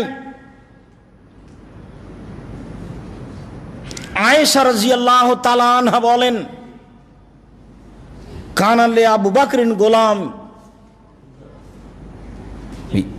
ইখরুজ লাহুল খারাজ। রাসূল সাল্লাল্লাহু আলাইহি সাল্লামের আবু বকর সিদ্দিক রাদিয়াল্লাহু তাআলা একটা গোলাম ছিল। সেই গোলামের উপার্জন তিনি খেতেন। গোলামের উপার্জন কথাটা এখনো ভালো করে বোঝা যায়নি, এটা একটু স্পষ্ট করি। এখন মানুষ 4-5টা অটো কিনে রেখেছে, গাড়ি কিনে রেখেছে, সিএনজি ভাড়া দিয়ে রেখেছে, বিকেলবেলায় তাকে 1500 টাকা জমা দিবে, যা উপার্জন করবে করবে, এরকম নাই? আছে। তো এইরকমই ছিল গোলাম। গোলামকে বলে দেওয়া হতো, সারাদিন তুমি যা ইনকাম করবা, তবে বিকালে আমাকে 200 রিয়াল দিতে হবে, 500 রিয়াল দিতে হবে, 2 টাকা দিতে হবে। তো এই গোলামের উপার্জন আবু বকর সিদ্দিক রাদিয়াল্লাহু তাআলা আনহু খেতেন। ফাজা ইয়াওমান বিশাইইন, একদা গোলাম কিছু খাওয়ার নিয়ে এসেছে। ফাকাল আবু বকর সিদ্দিক মিনহু, তো ওই খাদ্য হতে আবু বকর সিদ্দিক রাদিয়াল্লাহু তাআলা কিছু খেয়ে নিয়েছেন। ফাকাল আলাহুল গোলাম আতাদরি মা হাজা, গোলাম আবু বকর সিদ্দিক রাদিয়াল্লাহু তাআলা আনহুকে বলল, আপনি কি জানেন এটা কি? আপনি যে খেলেন, আপনি কি জানেন এটা কি? কালা মা হুয়া, আবু বকর সিদ্দিক রাদিয়াল্লাহু তাআলা আনহু বললেন, এটা কি? তখনও বলছে, কুন্ত তাকাহান্ত ফিল জাহেলিয়া ওমা ইল্লিল ইনসানে ওমা ইহসানুল কাহানাতা, আমি জাহেলিয়াতের যুগে গণকি করতাম, আমি ভালো গণকি জানতাম না, আমি জাহেলিয়াতের যুগে গণকি করতাম, তবে আমি ভালো গণকি জানতাম না। ইল্লা খাদাতুহু, আমি মানুষকে খালি ফাঁকি দিতাম, ধোকা দিতাম, বলতাম যে এই করো এ হয়ে যাবে, এই করো এ হয়ে যাবে, এইভাবে আমি টাকা উপার্জন করতাম। ফাহাদা বিযালিকা আল্লাযী আকালতা মিনহু, এটাই হচ্ছে সেটা। এক লোকের আমি গণকি করেছিলাম, তার সাথে আমার সাক্ষাৎ হয়ে গেল, ও আমাকে দিয়েছে সেই আগের জিনিস, সেটা আমি নিয়ে এসেছি, আপনি সেটা থেকে খেয়ে নিলেন। যেমন এই কথা বলা, ফাদ খালাইয়া দাহু, আবু বকর সিদ্দিক তার মুখের ভিতরে হাত ঢুকিয়ে দিলেন। ফাকা কুল্লা শাইন ফি বাতনিহি, পেটের ভিতরে যা ছিল মুখের ভিতরে হাত ঢুকিয়ে সব বমন করে ফেলে দিলেন। বুখারী মুসলিম। এদেশে একটা বই পাওয়া যায়, বইয়ের নাম উপদেশ, নাম শুনেছেন কি? সেই উপদেশ বই একটা আলোচনা আছে হালাল হারাম, সেখানে এই হাদিস আছে, দেখেন আপনি। বইয়ের নাম উপদেশ, হালাল হারাম, হাদিস বুখারী মুসলিম। মুখের ভিতরে হাত ঢুকে বের করে দিলেন। এইবার চলেন, আনাস রাদিয়াল্লাহু তাআলা আনহু বলেন, মাররান নবী সাল্লাল্লাহু আলাইহি সাল্লাম বে তামরাতিন ফিত তরিক, আল্লাহর নবী একদা রাস্তায় একটা খেজুর পড়ে থাকা খেজুরের পাশ দিয়ে হাঁটছিলেন। একটা খেজুর রাস্তায় পড়ে আছে, এই খেজুরের পাশ দিয়ে হাঁটছেন। খেজুরটা উঠিয়ে আল্লাহ রাসূল বলছেন, লাউলা আন্নী আখাফান তাকুনা মিনা সাদকা লা আকালতুহা। খেজুর, আমার যদি সন্দেহ না হতো যে তুমি সাদকার জাকাতের খেজুর হতে পারো, এমনটা সন্দেহ না হলে আমি তোমাকে খেয়ে নিতাম। অত্র বুখারী মুসলিমের হাদিসের কয়েকটা কথা।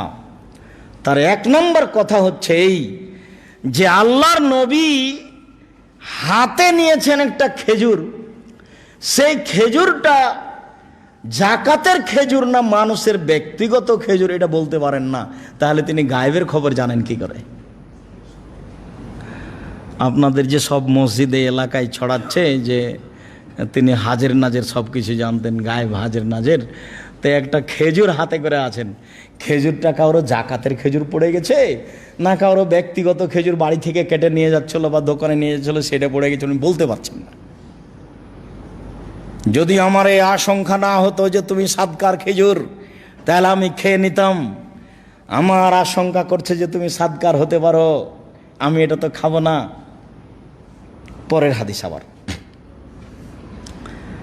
আনাস রাদিয়াল্লাহু তাআলা আনহু বলেন, আখাযা হাসান ইবনে আলী তামরাতান মিন তামারি সাদাকা।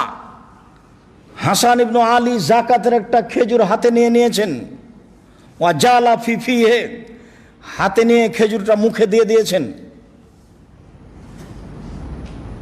ফাকাল রাসূলুল্লাহ সাল্লাল্লাহু আলাইহি সাল্লাম কিখ কিখ লিয়াতরাহু। আল্লাহ রাসূল দৌড়িয়ে উঠে এসে মুখের ভিতরে আঙ্গুল ঢুকিয়ে বলছেন, বের করে ফেলো, বের করে ফেলো, মুখ থেকে বের করে ফেলো। আলা শারতা, তুমি জানো না ইন্না সাদকা লা তাহিল্লু লি মুহাম্মাদিন ওয়া আলি মুহাম্মাদিন, যাকাত ফিতরা মুহাম্মাদের জন্য হালাল নয়, তার বংশের জন্য হালাল নয়। অন্য এক বর্ণনা এসেছে তার বাড়ির কাজের লোকের জন্য হারাম, হালাল নয়।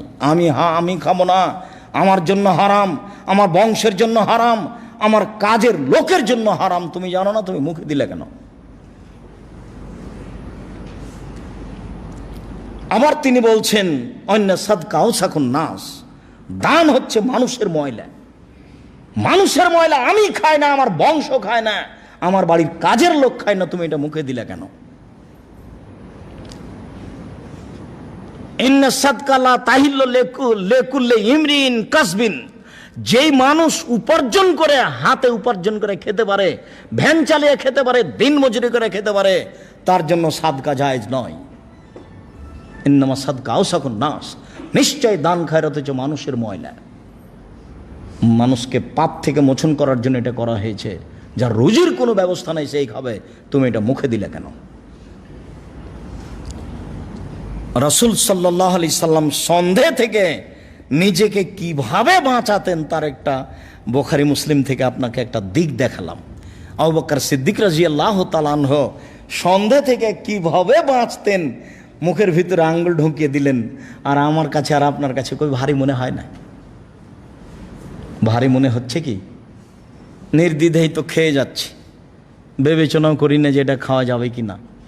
রাসূল সাল্লাল্লাহু আলাইহি সাল্লামের কাছে কেউ দান খায়রাত নিয়ে আসলে বলতেন, আলা হাজি হাদিয়া আলা সাদাকা, বলো তো এটা হাদিয়া না এটা সাদাকা? যদি বলা হতো হাদিয়া, তখন নিজে হাত বাড়িয়ে ওটা ধরে নিতেন, নিজে খেতেন, বন্ধু বান্ধবকে খাওয়ার দিতেন। আর যখন সাদকা বলতেন তখন যারা নিঃস্ব তাদেরকে বলতেন তোমরা খাও। হাদিয়া আর সাদকা দুটো এক নয়।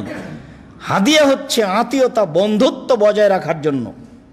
শুধু কুরবানির গোশত দিয়ে বন্ধুত্ব বজায় রাখতে হবে তা কথা নয়। শুধু কুরবানির গোশত দিয়ে মেয়ের বাড়িতে পাঠিয়ে আম পাঠিয়ে বন্ধুত্ব বজায় রাখতে হবে তা নয়।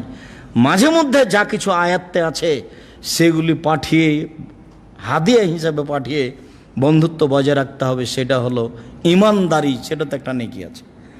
পরস্পর বন্ধুত্ব বজায় রাখার জন্য যেটা দেওয়া হয় সেটা হলো হাদিয়া, নেকির জন্য যেটা দেওয়া হয় সেটা হলো সাদকা। যেহেতু সাদকা সবাই খেতে পারে না, কাজেই আপনার বাপ মরেছেন, তার জন্য 40 দিনের দিন 4 দিনের দিন গরু জবাই করে মানুষকে খাওয়াবেন, তো এটা তো নেকির কাজ, এটা তো এখন সাদকা, মানুষের ময়লা, এটা সবাই এসে খায় কি করে? সব বিত্তশালীরা গাড়ি বাড়ি নিয়ে এসছে, বউ নিয়ে এসছে, বেশ আনন্দ করে খেয়ে যাচ্ছে। এও বুঝে না ওর কবরে কি হচ্ছে, যারা খেয়ে যাচ্ছে তারাও বুঝে না কবরে কি হচ্ছে। যদি না খাওয়ায় তাহলে বলে তুমি খুব কৃপণ, তোমার তো টাকা পয়সা ছিল, তুমি কাজটা করলে না, তুমি তো করতে পারতে, অসহায় মানুষকে খাওয়াইতে। তো অসহায় মানুষকে তো তুমিও এসেছো কেন এখানে খেতে? অসহায় মানুষ, এটা হারাম।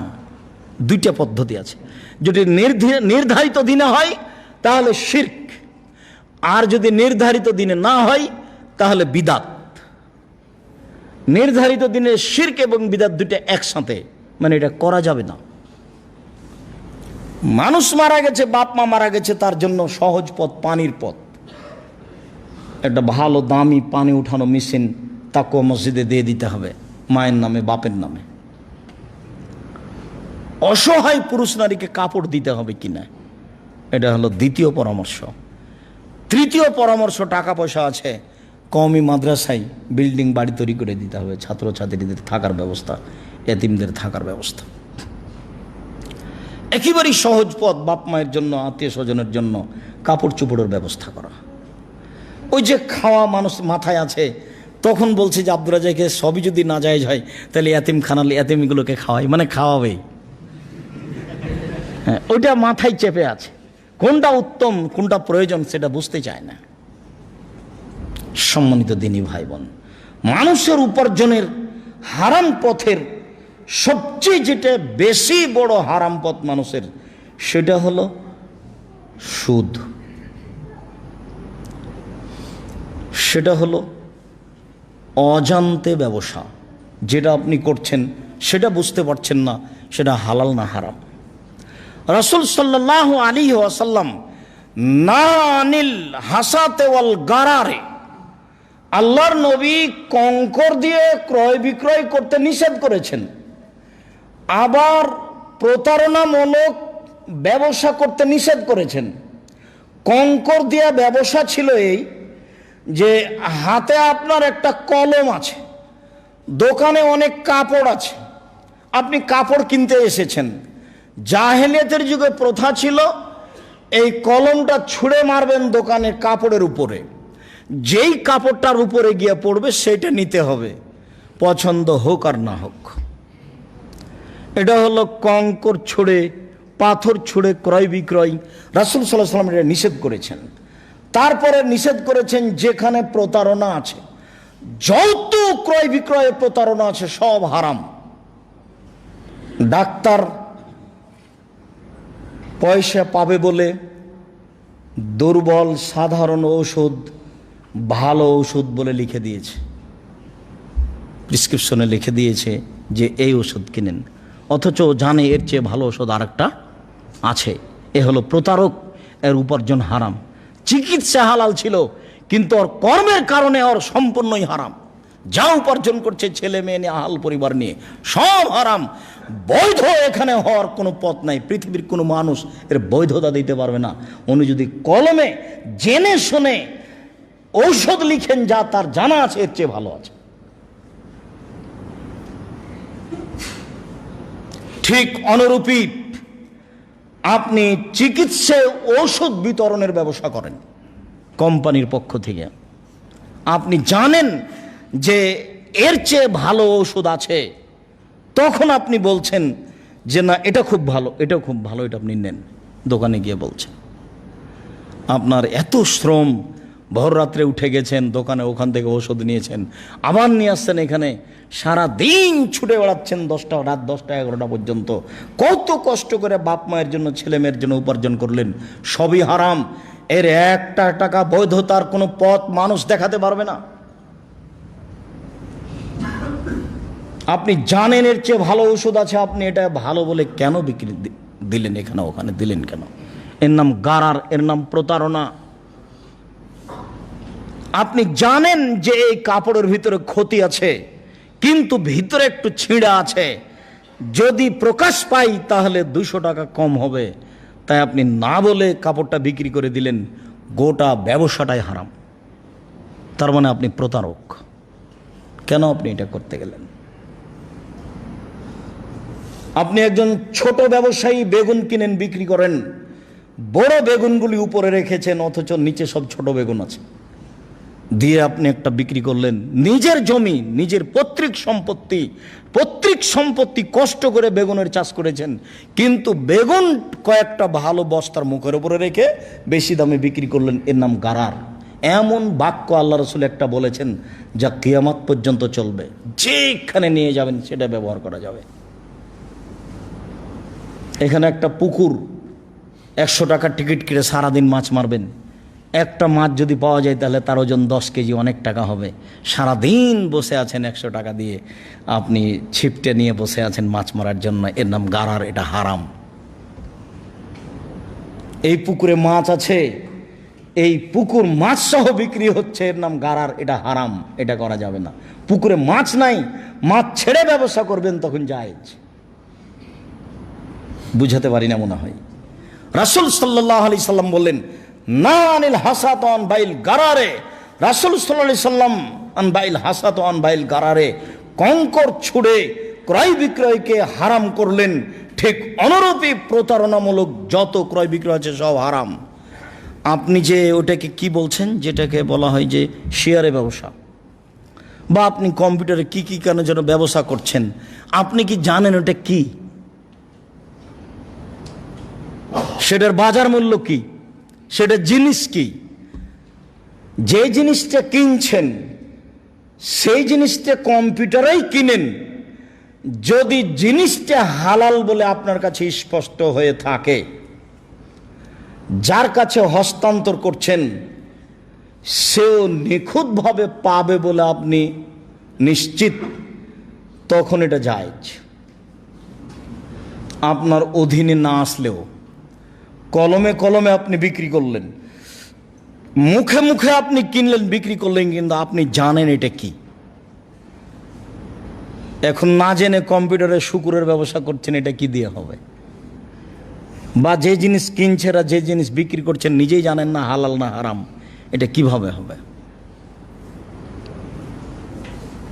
ঠিক অনুরূপী, এটা তো সিলেট চট্টগ্রাম নয়, ব্যবসার জিনিস আপনার স্টিমারে এসেছে, আপনি না নামিয়ে আর একজনের কাছে বিক্রি করে দিলেন, তা ঠিক আপনি বিক্রি করেন, কিন্তু যেই জিনিসটা এসেছে স্টিমারে সেই জিনিসটা কি আপনাকে নিশ্চিত জানতে হবে, আপনাকে নিজে,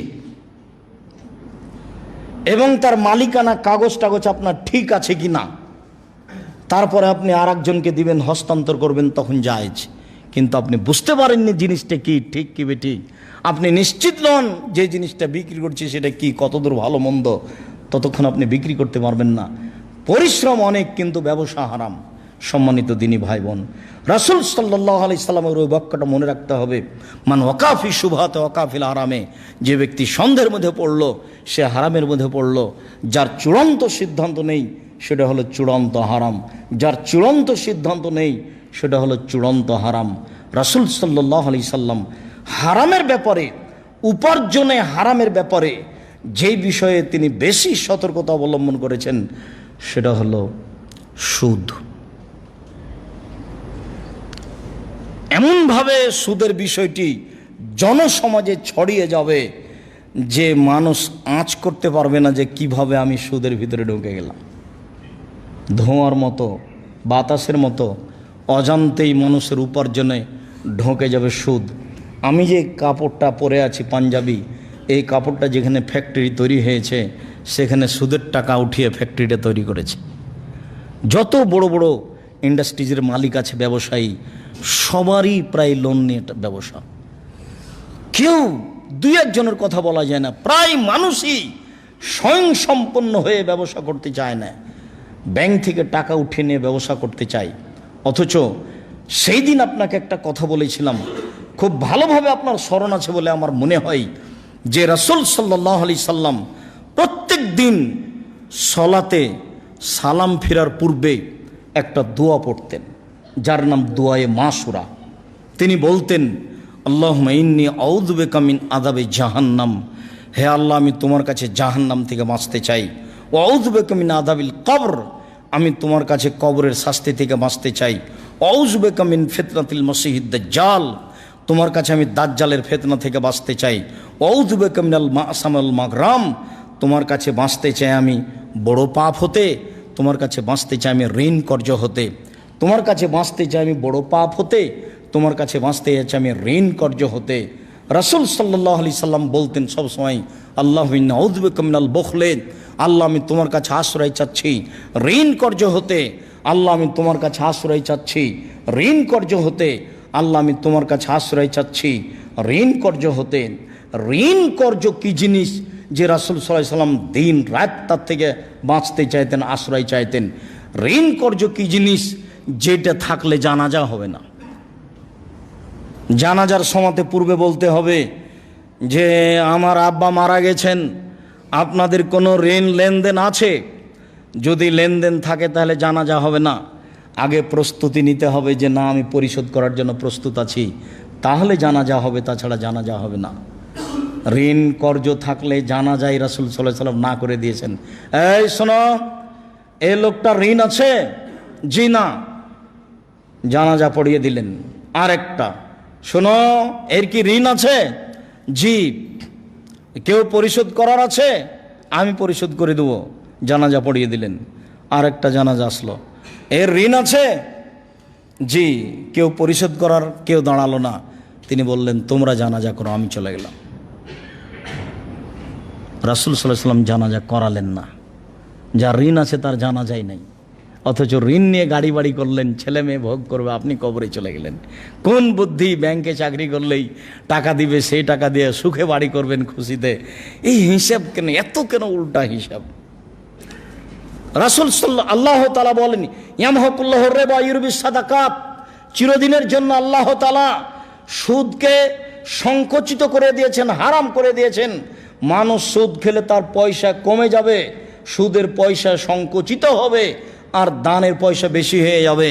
দান করলে টাকা বেশি হবে, সুদ খেলে টাকা কমে যাবে। কমতে কমতে কমতে এমনভাবে কমবে যে সুদ খায় যে সে ভিক্ষুক হয়ে যাবে, বা তার ছেলে মেয়ে ভিক্ষুক হয়ে যাবে। ওই হাদিস ঠিক, মুসলিম গ্রন্থের হাদিস।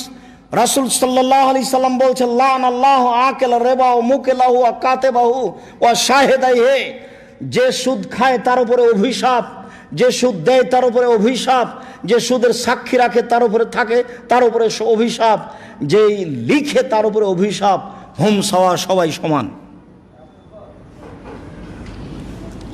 জাবের রাদিয়াল্লাহু তাআলা আনহু বলেন, রাসূল সাল্লাল্লাহু আলাইহি ওয়াসাল্লাম বলেছেন, মায়াকুল দিরহাম ওয়া রিবা ওয়া ইয়ালাম আসাদ্দু মিন সিত্তাতি ওয়া সালাসিনা জিনিয়া, কেউ যদি জেনে শুনে 1 টাকা সুদ খায়, 36 বার জেনা করে যত পাপ হবে, 1 টাকা সুদ খেলে তার চেয়ে বেশি পাপ হবে।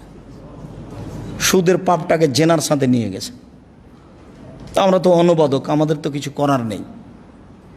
মহাপাপ তো এর আগেও আছে অনেক। 1 নম্বর মহাপাপ হলো শিরক করা, জেনার সাথে উল্লেখ করেননি। 2 নম্বর মহাপাপ হলো বাপ মাকে গালি দেওয়া, জেনার সাথে উল্লেখ করেননি। 3 নম্বর মহাপাপ হলো মিথ্যা সাক্ষী দেওয়া,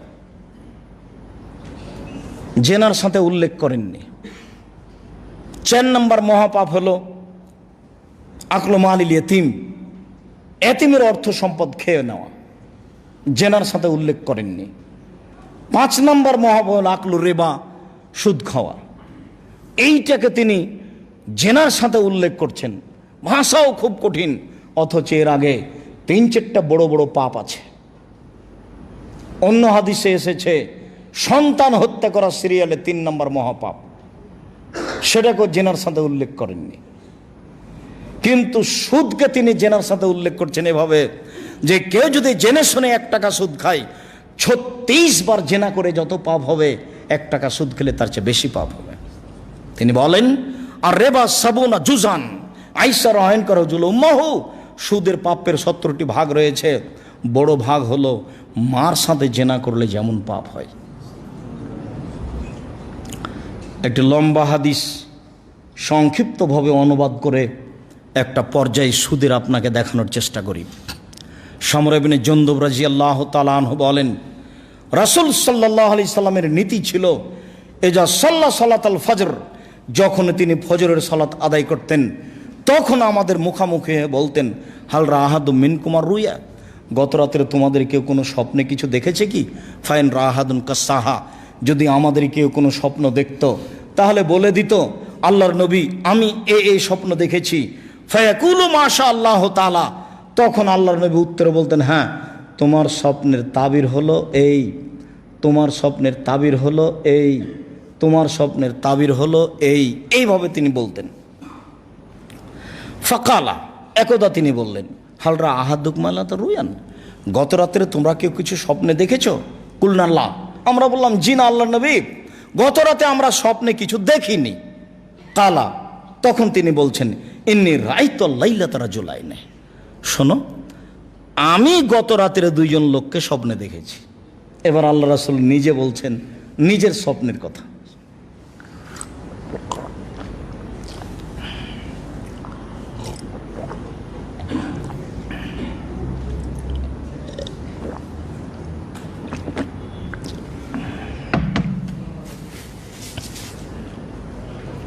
ফাতায়ানি, তারা দুজন আমার নিকটে আসলো। ফাখাজা বেয়াদাইয়া, তারা আমার দুই হাত ধরে নিল। ফাখরাজানি ইলা আরজিন মুকাদ্দাসা, ধরে আমাকে বাইতুল মুকাদ্দাসের দিকে টেনে নিয়ে যাচ্ছে। ফাআতাইনা রাজুলিন, হঠাৎ একটা লোকের কাছে চলে আসলাম। লোকটা বসে আছে, পাশে একটা লোক দাঁড়িয়ে রয়েছে। ও ফিয়াদিহি কাল্লুমিন মিন হাদিদিন, যে লোকটা পাশে দাঁড়িয়ে আছে তার হাতে একটা লোহা বাঁকার লাঠি রয়েছে। ইদখুলু ফি সিদকিহি, লাঠিটা তার মুখের ডান দিক দিয়ে ঢুকিয়ে দিচ্ছে। ফাইশুক্কহু, ঢুকিয়ে পুরো ডানকে চিরে ফেলছে। ফায়াফালু বিসিদকিহিল আখার, লাঠিটা বের করে নিয়ে বাম দিকে লাগাচ্ছে, বাম দিক চিরে ফেলছে। ফায়াউদু, ফের লাঠিটা ঘুরিয়ে ডান দিকে নিয়ে আসছে, বাম দিক আবার ঠিক হয়ে যাচ্ছে, আবার লাঠিটা ঢুকিয়ে চিরে ফেলছে। আমি বললাম মাহাজা, একই দৃশ্য। কালা, তারা দুইজন বললেন, ইনতালেক, চলতে থাকেন। আমি আর কিছু না বলে চলতে থাকলাম। চলতে চলতে ফা আতাইনা আলা রাজুলিন মুস্তাজিন, আস্তে আস্তে দেখে একটা লোক চিত হয়ে শুয়ে রয়েছে। ও রাজুল কায়েমুন বিয়াদিহি শাখরা, একটা লোক পাশে দাঁড়িয়ে আছে, তার হাতে একটা পাথর রয়েছে। এসদা কবির আসাউ, পাথর দিয়ে তার মাথাটাকে ভেঙে চৌচির করে দিচ্ছে। ফাইজা জারাবাহু তাদাদাহাল হাজারো ফান্তালাকা ইলা ইলাইকু যাও, যতবার মাথার উপরে মারছে পাথরটা ছিটকে দূরে চলে যাচ্ছে। আবার লোকটি নিয়ে আসছে, আনতে না আনতে দেখে মাথা ঠিক হয়ে গেছে। ফাকুল তো মাহাজা, আমি বললাম একই দৃশ্য। কালা, তারা দুইজন বললেন, ইনতালেক, চলতে থাকেন। আমি কিছু না বলে চলতেই থাকলাম। ফা আতাইনা আল্লাহ নাকবিন মিসলি তান্নুরে আল্লাহ জাইকুন আসফালাহু আছে। আস্তে আস্তে চলে আসলাম একটা গর্তের পাশে। দেখি গর্তের উপর দিক সংকীর্ণ আর নিচের দিক প্রশস্ত, তন্দুরি রুটির চুলার মতো। তন্দুরি রুটির চুলার মতো উপরের দিক সংকীর্ণ, নিচের দিক প্রশস্ত।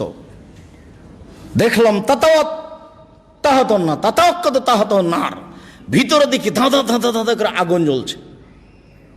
ফাইজা ইরতাফাত ইরতাফাও, যখন আগুন জোরে জ্বলে উঠছে তখন ওর ভিতরে যা কিছু আছে সব উপরে চলে আসছে। কাদা এখরজু মিনহা, মনে হচ্ছে যেন বের হয়ে পড়ে যাবে। ফাইজা খামাদাত রাজাও ফিহা, আর যখন একটু আগুন কমে যাচ্ছে সব কিছু ভিতরে নিচে চলে যাচ্ছে। ফায়জা রেজাল ও নেশা ও নরাতন, হঠাৎ দেখি পুরুষ এবং নারী উলঙ্গ অবস্থায় ধাঁধা ধাঁধা করে জ্বলতে জ্বলতে উপরে চলে যাচ্ছে, জমা ধরে আছে, আবার নিচের দিকে চলে আসছে, আবার উপর দিকে চলে যাচ্ছে।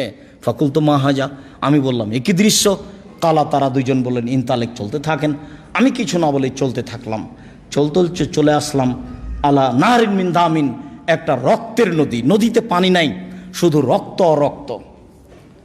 ও রাজুলুন ফি সাত্তিন নাহারে, একটা লোক রক্তের নদীর মাঝামাঝিতে পড়ে আছে। ও রাজুলুন আলা ওয়াসতিন নাহার সাত্তিন নাহারে, আর একটা লোক আছে নদীর ধারে। কুল্লাম আরাদা এখরজা রামার রাজুলু ফি ফি এবার দাহাই সুকানা, যতবার লোকটা নদীর মাঝামাঝি থেকে উঠার চেষ্টা করছে, ততবারে পাশ থেকে পাথর তার মুখের উপরে মেরে তাকে নদীর মাঝামাঝিতে করে দিচ্ছে। দেখে তো অবাক হয়ে গেলাম। ফাকুল তো মা হাজা, আমি বললাম একই দৃশ্য। কালা তারা দুইজন বলে ইনতালেক, চলতে থাকেন। আমি কিছু না বলে চলতে থাকলাম। চলতে চলে আসলাম ফা আতাইনাল রাউজাতিন খাজরা, একটা সবুজ বাগান, বিশাল একটা বাগানে আসলাম। বাগানের গাছপালা খুব সবুজ। ফিহা সাজারাতুন আজিমা, দেখি একটা সেখানে বিশাল গাছ, খুব বড় মোটা গাছ। ওয়াসিলি সাজারে সাইখন, সেই বড় গাছটার পাশে একজন বৃদ্ধ মানুষ বসে আছেন।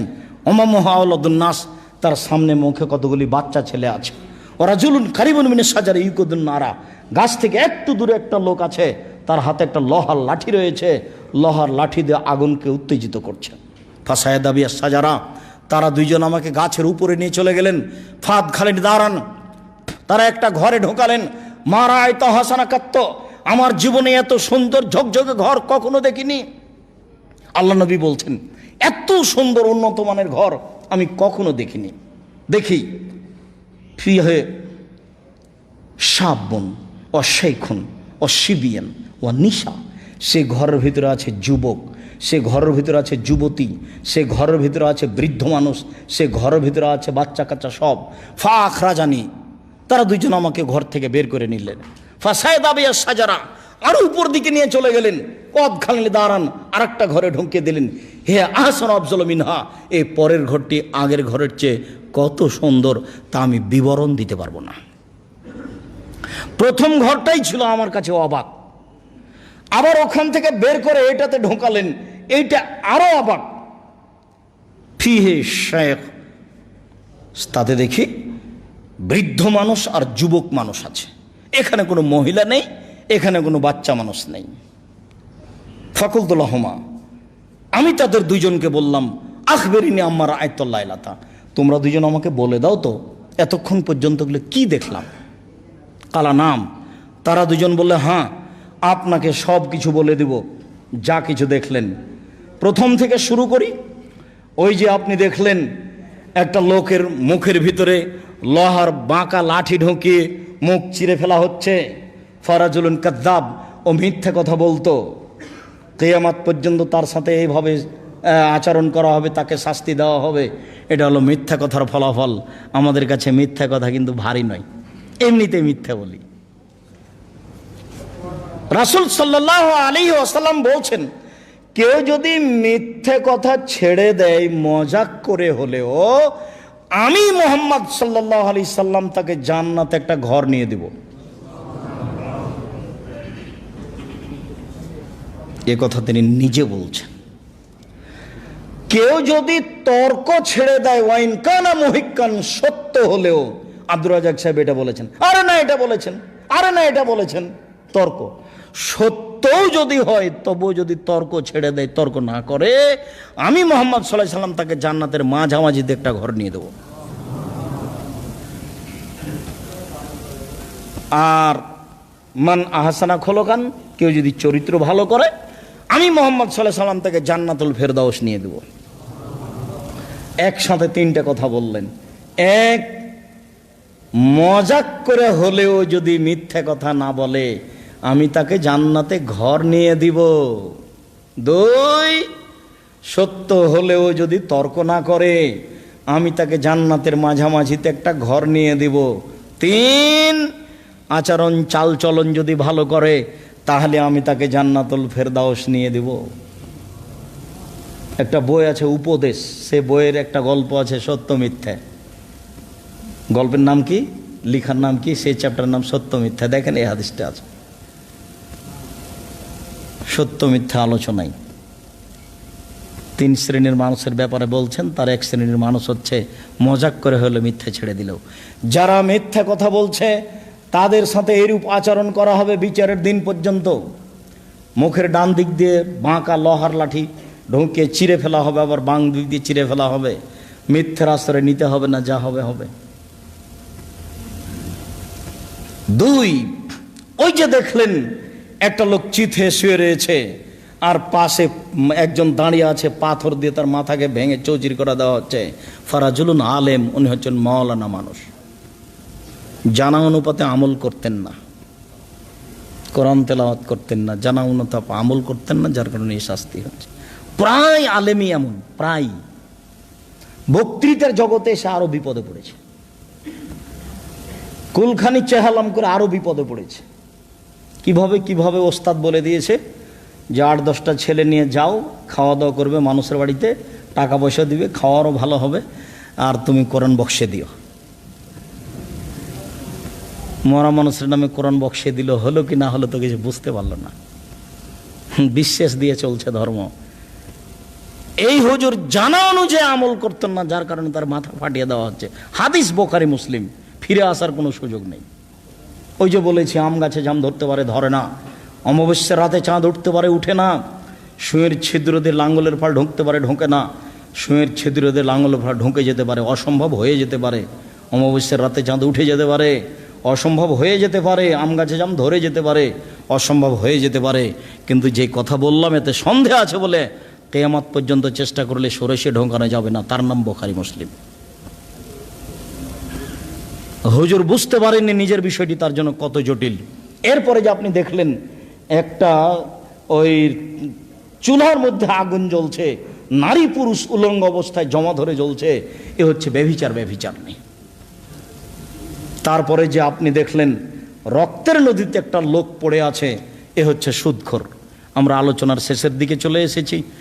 এই বাক্যটা হচ্ছে আলোচনার সাথে সম্পৃক্ত। যে রক্তের নদীতে পড়ে আছে একে সুদখোর। তাহলে যে সুদ খায় তার হাতে হাতে বিচার হবে না, শেষে বিচার হবে। যতক্ষণ পর্যন্ত বিচার না হচ্ছে ততক্ষণ পর্যন্ত এইভাবে তাকে রক্তের নদীতে ফেলে দিয়ে শাস্তি দেওয়া হবে। এরপরে সবুজ বাগান, এটা জান্নাত, বিশাল একটা গাছ, সেই গাছের পাশে বসে আছেন ইব্রাহিম আলাইহিস সালাম। একজন বৃদ্ধ মানুষ গাছের পাশে বসে আছেন, ইনি হচ্ছেন ইব্রাহিম আলাইহিস সালাম। আর তার সামনে যে বাচ্চা ছেলেগুলি আছে, এগুলি হচ্ছে মানুষের ছেলে, যার কারণে অমুসলিমের ছেলে মেয়েও যদি বাল্য অবস্থায় মারা যায় সে জান্নাতে যাবে, তার প্রমাণে এই বুখারী মুসলিমের হাদিস পেশ করা হয়েছে। তারপর আপনার ডান হাত প্রথম যে ঘরটাতে ঢুকলেন, সেই ঘরটা হচ্ছে সাধারণ মুমিন পুরুষ নারীর ঘর। আর এখনই যে ঘরটা থেকে বের হলেন পরে, এটা হলো শহীদদের ঘর। আমি বলি আমি হচ্ছে জিবরাইল, আর আপনার বাম হাত ধরে আছেন ইনি হচ্ছেন মেকাইল। আমরা দুইজন জিবরাইল আর মেকাইল। আপনি একটু মাথাটা উপর দিকে করেন, ফারাফাতরা আসি, আমি মাথাটা উপর দিকে করলাম, ফাইজা মিসলু জুল্লাহ, দেখি একটা ছায়ার মতো, কালা ঝাঁকা মানজিলাকা, উপরে দেখতেই ছায়ার মতো দেখতেই তারা দুইজন আমাকে বলছে এটা আপনার জান্নাত, এটা আপনার ঘর। তখন আমি বললাম দাওয়ানিয়াত খোলো মানজিলি, তাহলে তোমরা দুইজন ছেড়ে দাও, আমি ঘরে ঢুকে যাই। আমি এই কথা বললাম, তখন কালা তারা দুইজন মানে লা বাকি এলাকা উমরন, জি না এখন নয়, আপনার বয়স এখনো বাকি আছে। এই যে ইস্তাকমাল তাহু আতাইতা মানজিলাকা, যখন আপনার বয়স শেষ হয়ে যাবে তখন আপনি এখানে চলে আসবেন। বুখারী। এই লম্বা সময় ধরে সংক্ষিপ্তভাবে যে অনুবাদ করছিলাম সেটা একটা বুখারীর হাদিস, আর আলোচনার সাথে সম্পৃক্ত ছিল ওই যে রক্তের নদীতে পড়ে আছে। মানুষ উপার্জন হিসাবে হারাম উপার্জন করতে গিয়ে সবচেয়ে যেখানে বিপদগ্রস্ত সেটা হলো সুদ। সাথে সাথে রাসূলের ওই কথাটা যে আমি তোমাদের সামনে উপার্জনের আয়ের যত উৎস আছে প্রযুক্তি সব খুলে দেব, পৃথিবী তোমাদের ধ্বংস করে দেবে, উপার্জন পন্থা তোমাদের ধ্বংস করে দেবে, যা এখন দেখতে পাচ্ছেন। সম্মানিত দিনী ভাই বোন, আশা যে আমরা হালাল রুজির বিষয়টি সংক্ষিপ্ত করে হলেও কিছু বুঝতে পেরেছি, আর রুজি কিভাবে খেতে হবে সেটা আগামীকালকে জুমার টাইমে হবে ইনশাআল্লাহ। আর এখন যেহেতু আবদুল্লাহ চলে এসেছে, আমরাও অপেক্ষায় আছি তার বক্তব্য শোনার জন্য। তো আমরা দোয়া করি, আশা রাখি আল্লাহ যেন তাকে তার বিষয়ের ওপরে সুন্দরভাবে কথা বলার তৌফিক দান করে। আর আমরা যেন এই বক্তব্যের সাথে সাথে তার বক্তব্যে উপকৃত হতে পারি, তার জন্য, তাদের জন্য, তার ভাইদের জন্য আন্তরিকভাবে দোয়া করি। আল্লাহ যেন তাদের খিদমতকে কবুল করেন, তাদেরকে যেন দিনের একটা বড় খাদেম হিসেবে আল্লাহ কবুল করেন। জাতি যেন তাদের কাছে উপকৃত হয়। তাদের জন্য দিনী ভাই বোন সবাইকে দোয়া করার অনুরোধ রেখে, আমাদের আলোচনা মেনে চলার অনুরোধ রেখে মুখপত্র পত্রিকার কথা বলছি। আমার মনে বড় স্বাদ, এদেশের মাটিতে একটা উন্নত মানের প্রতিষ্ঠান গড়ব ইনশাল্লাহ, সেটাই জামিয়া সালাফিয়া। আমার মনে বড় স্বাদ, এদেশের মাটিতে একটা উন্নত মানের পত্রিকা বের করব ইনশাল্লাহ, সেটাই মাসিক আল ইতেসাম পত্রিকা, যাতে 50টা প্রশ্নের উত্তর আছে। যারা মুফতি আছে 10 জন, এনারা সবাই প্রতি মাসে বসে, তারপর ফতোয়াগুলি বের হয়। আমি আশা করি যে মাসিক আল ইতেসামের পত্রিকার প্রশ্নের উত্তর সবচেয়ে বেশি গুরুত্ব রাখে। প্রতি মাসে বড় বড় আলেমরা বসে এই ফতোয়াগুলি লিখেন, বের করেন। এই জন্য আমি আমার নিজের ব্যক্তিগত বইয়ের কথা যা না বলি, তার চেয়ে বেশি আমি মাসিক আল ইতেসাম পত্রিকার কথা বলি, যে আমাদের বইগুলি ব্যক্তিগত ব্যাপার আর মাসিক আল ইতেসাম পত্রিকা সমষ্টিগত ব্যাপার। আর জামিয়া সালাফের মুখপাত্র পত্রিকা মাসিক আল ইতেসাম পত্রিকা।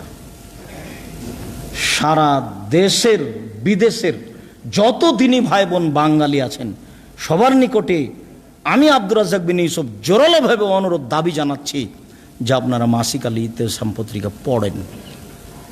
আপনি 20 টাকা দিয়ে কিনে, 25 টাকা দিয়ে কিনে কতটুকু উপকৃত করতে পারছেন এটা আপনি বুঝতে পারবেন না, ওটা আমি বুঝতে পারছি। এর পিছনে ব্যয়বহুল খরচ আছে।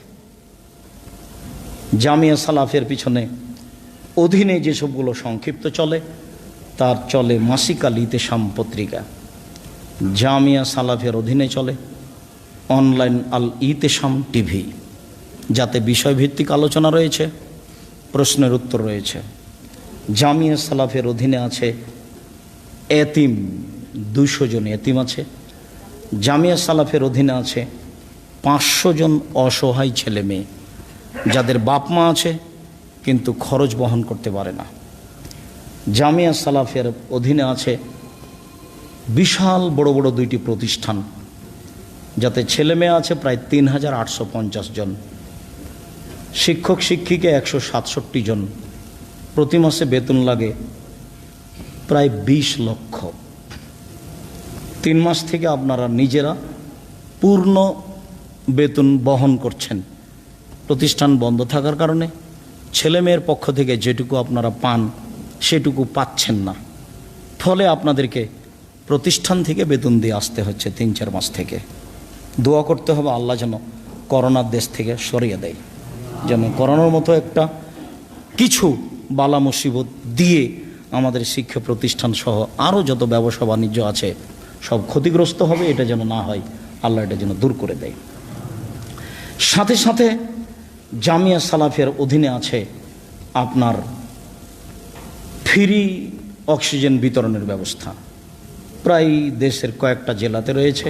দেশব্যাপী আমাদের পরিকল্পনা রয়েছে সময় সাপেক্ষে। জামিয়া সালাফের অধীনে আছে আপনাদের অসহায় মানুষের পিছনে দাঁড়ানো ত্রাণ ব্যবস্থা, সেটা রোহিঙ্গা হোক আর সেটা বন্যার্তদের হোক, সেটাই যেটাই হোক।